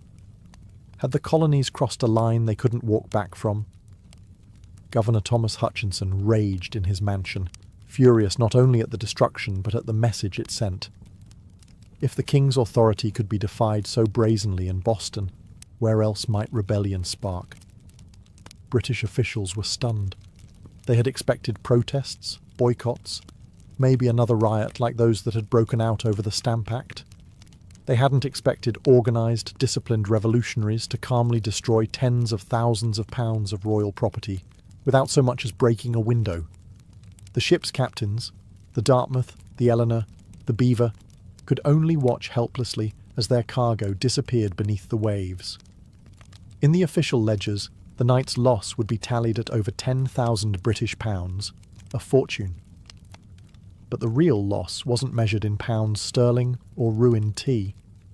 It was measured in trust, in loyalty, in the fragile illusion that Britain still ruled her colonies with consent.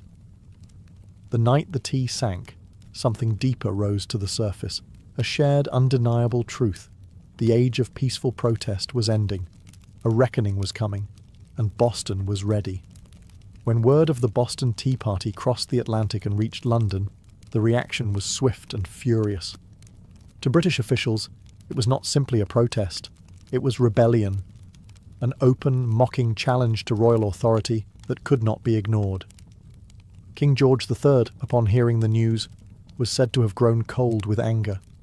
Parliament, already frustrated by years of colonial disobedience, exploded in outrage. They demanded punishment, not just for the city of Boston, but as a warning to all the American colonies. The result was a series of laws so harsh they were quickly nicknamed the Intolerable Acts in America. The first blow came swiftly, the Boston Port Act. In one brutal stroke, Parliament ordered the closure of Boston's bustling harbour, the economic lifeline of the city, until the destroyed tea was paid for and order restored.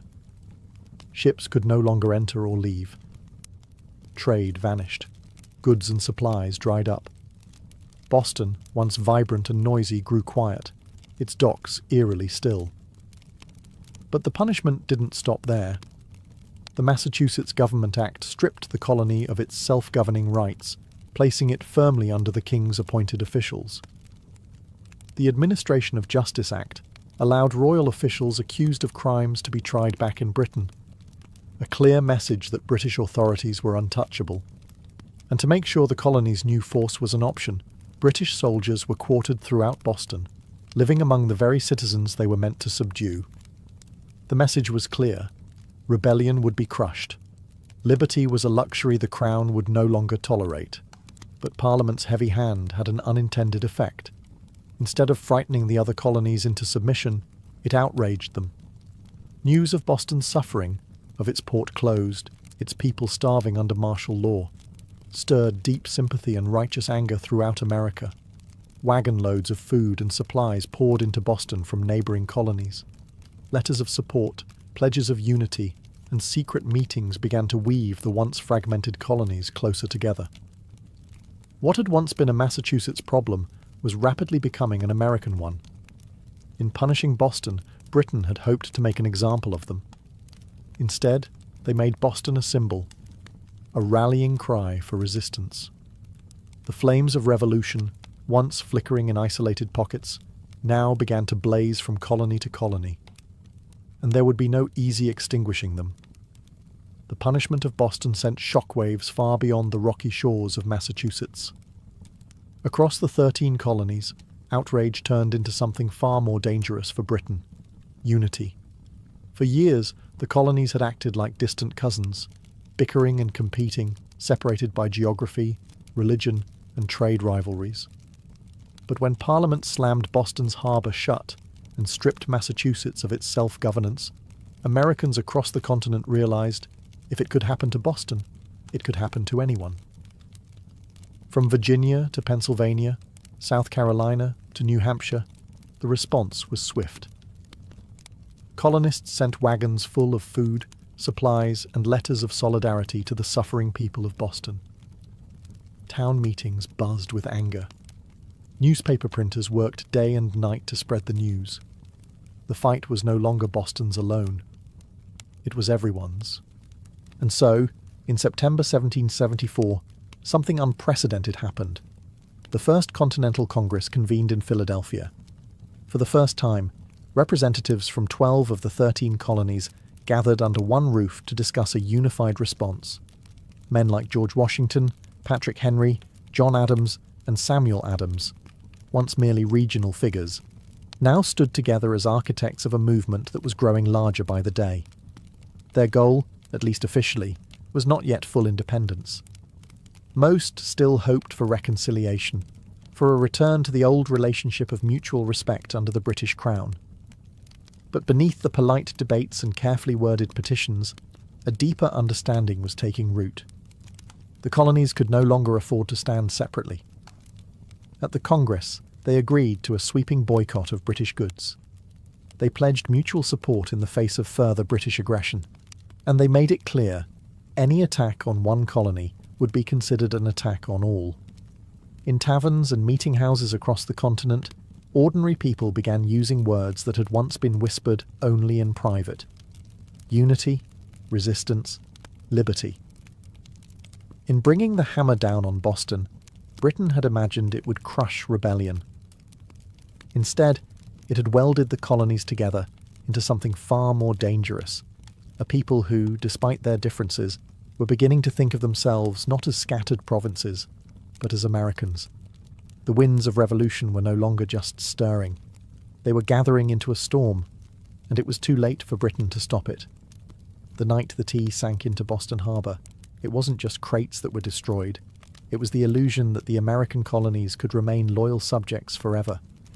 The Boston Tea Party lit a spark that no king, no army, no distant parliament could ever snuff out. In the months that followed, that spark caught fire across the colonies. What had once been protests, boycotts, and polite petitions hardened into open resistance. Town militias began drilling openly. Storehouses filled with powder and shot. Men who had once toasted King George III in taverns now whispered about revolution under the same roofs. Boston became a symbol of sacrifice, battered but unbowed. The more Britain tried to tighten its grip, the more the colonies slipped through its fingers. Every ship that sailed past the closed, silent harbour of Boston was a silent reminder that tyranny had met its match in American defiance. When Parliament passed the Intolerable Acts, They intended to make an example out of Boston, to scare the other colonies into submission. Instead, they had created a martyr city, a rallying cry. From Georgia to New Hampshire, colonists realized that their fates were tied together. Resistance was no longer about tea. It was about survival, identity, freedom. By the spring of 1775, the tension reached a boiling point outside Boston, in the villages of Lexington and Concord. British troops, sent to confiscate colonial weapons, instead found armed farmers, ordinary men ready to defend their rights with musket fire. The first shots of the American Revolution rang out, a direct line traced back to the moment when men chose principle over profit and dumped a fortune's worth of tea into the harbour. The Boston Tea Party showed the world that revolution doesn't always announce itself with trumpets and banners. Sometimes it starts quietly, with a small group of determined people standing in the cold, choosing defiance over fear. In dumping the tea, the colonists weren't just rejecting a tax. They were rejecting an empire. And though the road ahead would be bloody, bitter, and uncertain, one thing had become clear that night in Boston Harbour. The American colonies were no longer loyal subjects. They were something new, something dangerous. They were revolutionaries. And they were just getting started. All before the towering pyramids of Giza, before Mesopotamian cities buzzed with life, before Stonehenge stood against the sky, there was Corral. Hidden away in the dry valleys of coastal Peru, Corral rose in silent majesty nearly 5,000 years ago, then faded into near-complete oblivion, swallowed by sands and forgotten by history. For centuries, the world did not even know it existed. The Super Valley, where Corral once thrived, seems at first glance an unlikely place for civilization to bloom. The landscape is parched, barren, the river little more than a thin silver thread winding through rocks and dust. To most eyes it looked inhospitable, a place abandoned by life. Yet it was here, amid the desolation, that one of humanity's earliest great cities took shape. Corral wasn't just a collection of scattered huts or a temporary trading post. It was a planned city, sprawling over 150 acres, filled with pyramids, plazas, residential quarters, and ceremonial spaces. It had scale, purpose, and vision, a complex society blossoming centuries before the Egyptians began stacking stones into pyramids of their own. The people of Corral achieved this without the wheel, without written language, without metal tools. They built massive structures from stone and earth with nothing but ingenuity, communal effort, and the raw power of human will. Yet for thousands of years, Corral's existence remained a secret. Even when travellers stumbled across the strange, weathered mounds scattered across the valley, they mistook them for natural formations, mere hills sculpted by the desert winds. No one imagined that beneath the sand lay one of the oldest cities in the world, predating even the civilizations that history books had crowned as the firsts. It wasn't until the late 20th century that archaeologists, led by Ruth Shady, uncovered the truth. What they found buried in the dust of time would rewrite the story of the Americas and force the world to reconsider what it thought it knew about the birth of civilization itself. Corral had risen, flourished, and fallen in total anonymity. Now, after millennia of silence, its stones are speaking again, whispering of a peaceful, intelligent people who built a world of complexity and wonder in a land where life itself seemed impossible. And this was only the beginning of their story. At first glance, the Supi Valley looks like a place where life should struggle to exist. Harsh winds sweep across endless stretches of sand and stone. The sun beats down mercilessly, drying out the earth, baking the landscape into cracked, brittle sheets.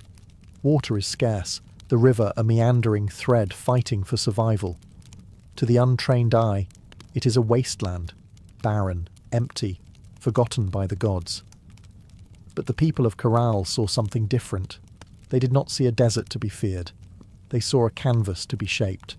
They recognized the river, however modest, as the lifeblood of possibility. And so, with patience, ingenuity, and sheer determination, They turned this unforgiving place into a thriving oasis of life and culture. Their first victory was agriculture.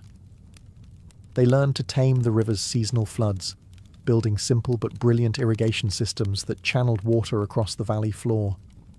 Where others saw sand and dust, they coaxed green shoots of hope: cotton, beans, squash, guava, sweet potatoes. Cotton, in particular, became their treasure. It was spun into fishing nets and textiles, fueling trade with coastal villages and creating bonds that stretched far beyond their desert home. But growing crops was only part of their mastery. The people of Corral understood that survival in the desert required balance. They worked with nature, not against it. They built their homes and plazas from stone and earth, designed to withstand both scorching heat and the rare, punishing rains that occasionally swept through the valley. They studied the stars and seasons, planning their harvests with the precision of master astronomers. Trade became the veins and arteries of Corral's economy. Dried fish, cotton, fruits, and handmade goods flowed up and down the coast. In exchange, Corral received exotic goods: colourful shells from the Pacific, rare stones from the Andes, ideas from distant peoples. They were not isolated, they were connected. In a land where survival seemed impossible, Corral thrived through intelligence, innovation, and community. They didn't conquer the desert with brute force. They partnered with it, learning its rhythms, respecting its power, building a society that was not just functional, it was extraordinary. Against the odds, Corral blossomed into a beacon of civilization. And it was only beginning to rise. Rising out of the desert like ancient guardians, the pyramids of Corral defy everything we thought we knew about early civilization in the Americas. These were not small, crude structures built by primitive hands. They were massive, deliberate works of architecture, created by a people with vision, organization, and ambition. The centerpiece of the city was the Pyramid Mare, the largest of Corral's monumental structures. It stretched more than 450 feet in length and towered nearly 60 feet above the desert floor, a feat of engineering on par with the early wonders of the ancient world. Built from stone, mud, and woven reed bags filled with rocks, the pyramid was designed not just to endure the harsh climate, but to withstand the punishing earthquakes that occasionally rattled the region. And endure it did, standing silent against wind and time for nearly 5 millennia. But the pyramids of Corral were not tombs. Unlike the massive burial complexes of Egypt, Corral's pyramids served a different purpose. They were centers of ceremony, power, and public life. Temples and gathering spaces crowned their summits, accessible by broad, elegant staircases. Fires once burned atop these platforms, and rituals were held beneath the endless Peruvian sky. At the foot of the pyramids, vast plazas opened up, sunken and circular, inviting thousands to gather for religious ceremonies, political meetings, and communal celebrations. The very design of Corral's cityscape suggested a society that prized community and order, a people deeply connected to one another and to the cosmos. Around the pyramids, smaller residential complexes fanned out, likely home to priests, administrators, artisans, and farmers. The pyramids themselves seem to have been strategically placed, aligned with celestial events, sunrises, solstices, the cycles of the stars. To the people of Corral, architecture wasn't just practical, it was spiritual, mathematical, cosmic.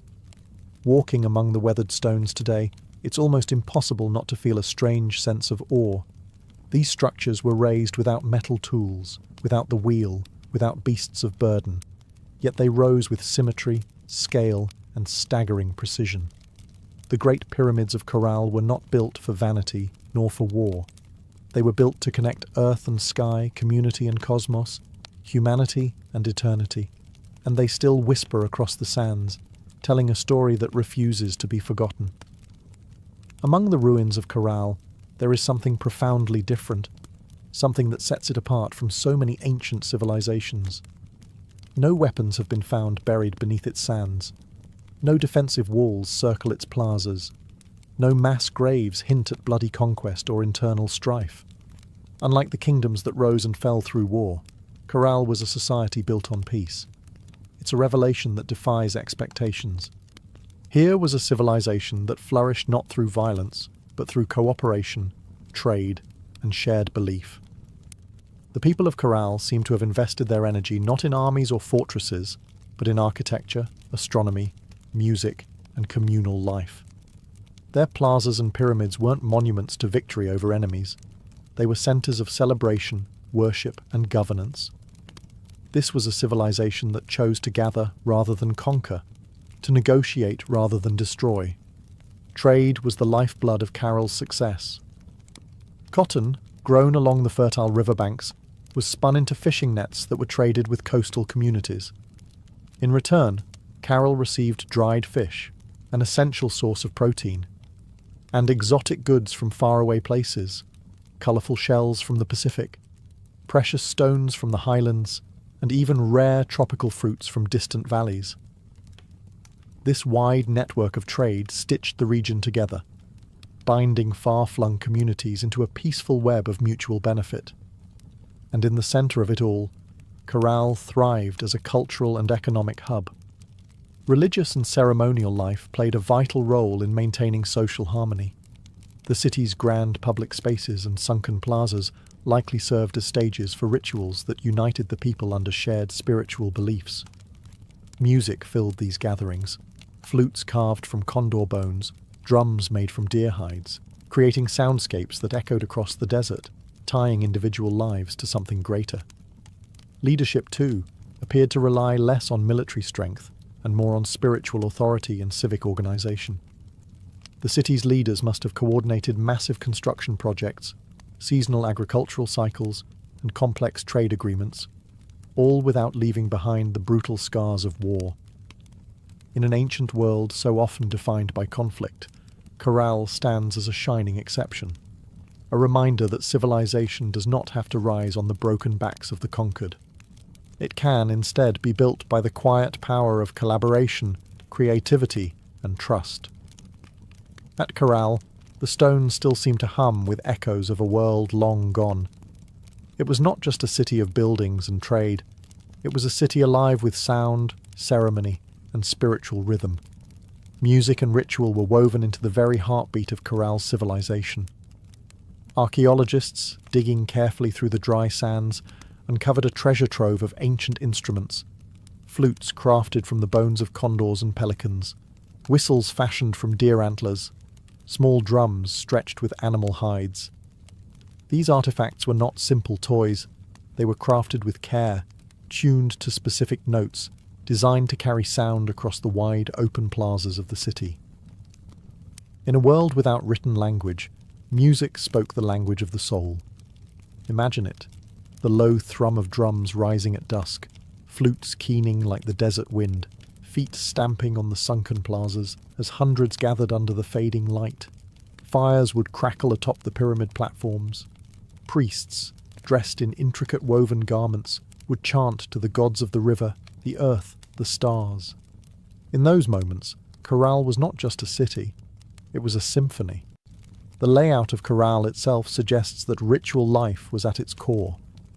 The grand plazas were not mere open spaces. They were stages for communal ceremonies, carefully designed to draw people together. The sunken circular courts acted like ancient amphitheatres, focusing sound and sight onto the rituals performed at their centres. And above them all, the pyramids loomed, not as tombs, but as sacred mountains built by human hands, linking the earth to the heavens. Rituals likely marked the turning of the seasons, the cycles of planting and harvest, the movements of the stars. Music was not just entertainment. It was a bridge between people, between nature and the divine, between the known and the mysteries beyond. No violent murals, no terrifying gods of war, no bloodthirsty sacrifices. In Corral, the spiritual world seems to have been one of harmony, celebration, and reverence.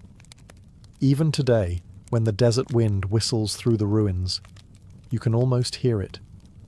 The faint strains of ancient music, the forgotten songs of a people who found beauty, meaning and connection in the heart of the harsh, endless sands.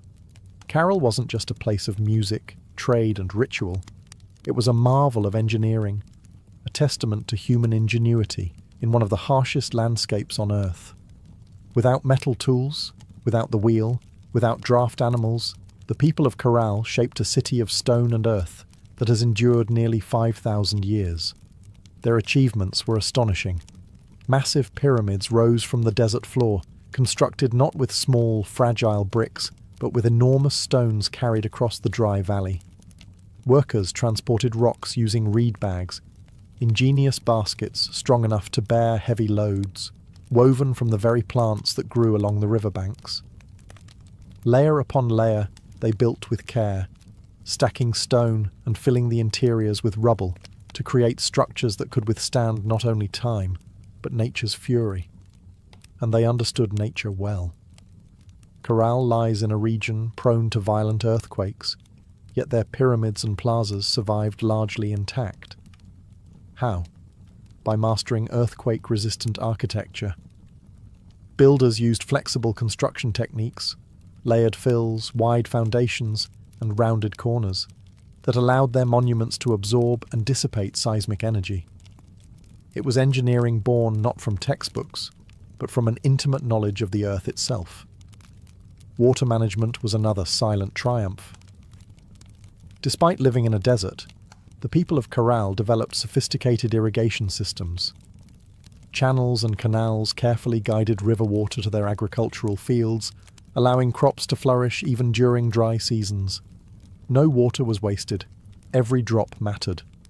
The layout of Corral itself reflected brilliant urban planning. Major structures aligned with key astronomical points, suggesting a deep understanding of the solar cycles. The sunken plazas, with their precise geometry, were more than gathering places. They were instruments for tracking the heavens, allowing priests and astronomers to predict seasons crucial for survival. Even the city's organization spoke of a complex society. Residential zones, administrative areas, ceremonial centers, all were arranged in harmony, balancing communal life with sacred spaces. They built not just for the moment, but for generations. Today, as modern engineers marvel at Corral's resilience, they are reminded that greatness is not measured by technology alone. Sometimes the deepest wisdom lies in understanding the forces of nature, in working with the land, not against it. Corral's stones have endured storms, quakes, and the erosion of time itself. They stand as a silent testament to a civilization that engineered their dreams into the desert sands. For centuries, the city of Corral flourished, a beacon of peace, music, trade, and architectural mastery in the desert sands. And then, quietly, almost without a trace, it was abandoned.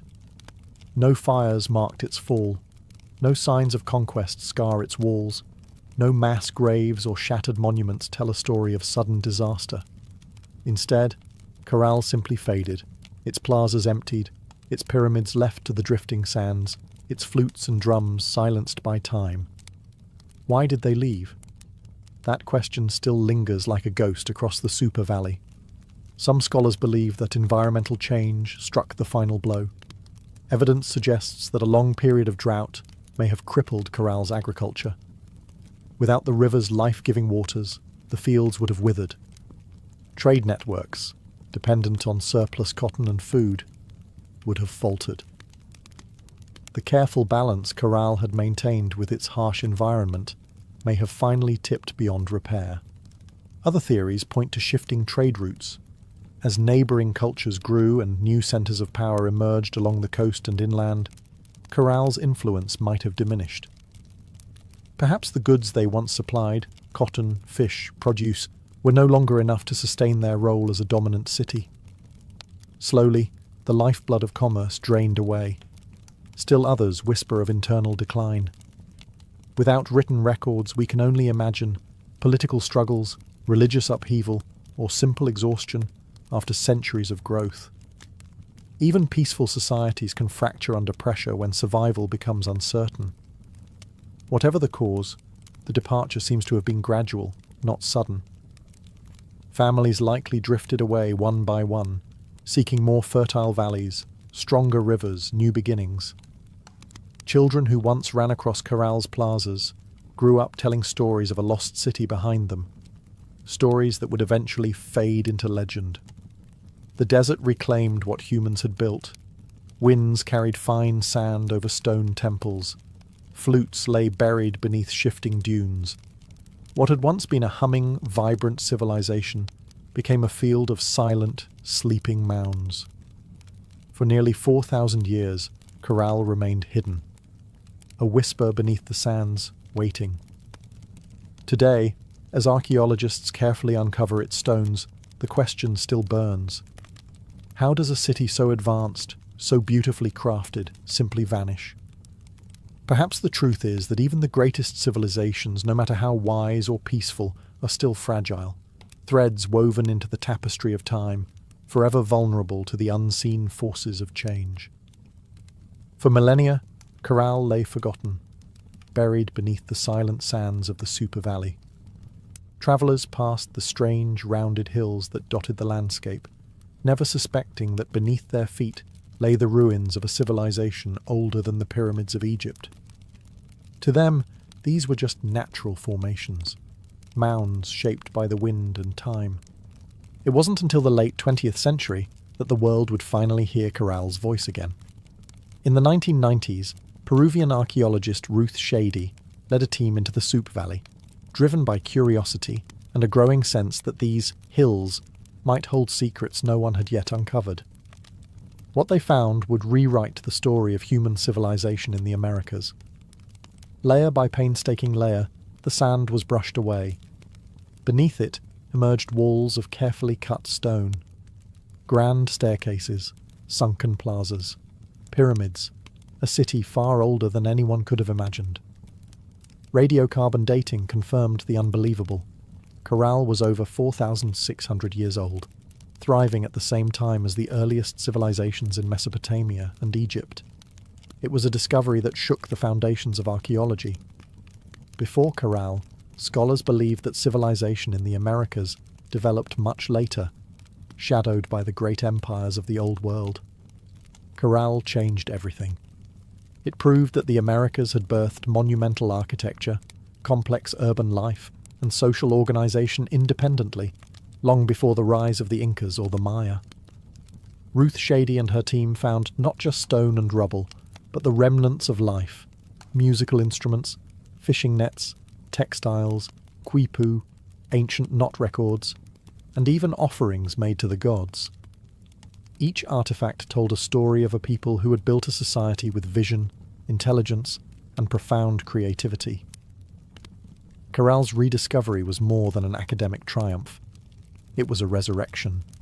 A civilization that had slept beneath the desert for thousands of years now stood revealed under the open sky once more. Its plazas kissed by the same winds that had once carried the sounds of flutes and the laughter of children. Today, Corral is recognized as a UNESCO World Heritage Site, a fragile, priceless link to humanity's earliest dreams of building, belonging, and believing. The sands had hidden Corral well, but in the end, the stones endured, waiting for someone to listen, to see, to remember. Corral stands today as a silent giant, a reminder that civilization's roots stretch far deeper than we once believed. Among its pyramids and plazas, the ancient stones whisper a story that reshapes our understanding of humanity's journey, a story not of conquest and bloodshed, but of harmony, ingenuity, and hope. Long before the towering empires of Greece, Rome, or even Egypt, the people of Corral were building something extraordinary. They raised pyramids without the wheel. They mapped the stars without written records. They created a thriving society rooted in trade, music, ritual, and engineering, all without leaving scars of war upon the land. In an era often defined by conflict, Corral offers another vision of what civilization can be, a society that valued connection over conquest, knowledge over domination. It reminds us that complexity does not require violence, that greatness is not measured by how many armies march across a battlefield, but by how a community comes together to build, to create, to dream. Carroll's legacy reaches far beyond the dry sands of the Soup Valley. It challenges old assumptions that civilization had a single cradle, that urban life and monumental architecture belonged first to the Old World. Corral proves that humanity's spirit of innovation and aspiration arose independently in many corners of the earth, shaped by different hands, but driven by the same eternal desires: to endure, to celebrate, to reach toward the divine. Today, walking among Corral's weathered ruins, you can almost hear it. The pulse of drums, the low hum of flutes, the murmur of traders bargaining in the plazas, the laughter of children racing through stone alleys under a sky of endless stars. Their lives, their dreams, their stories are still with us, etched into the bones of the earth. Corral teaches us that even when civilizations fall, their spirit can endure, sleeping under sands, waiting to be remembered, waiting to inspire again. In the great timeline of human history, Corral shines not just as a relic of the past, but as a beacon for the future, a reminder that, even in the harshest deserts, even under the heaviest sands, the seeds of wonder, wisdom, and peace can take root, and build a world that reaches for the stars.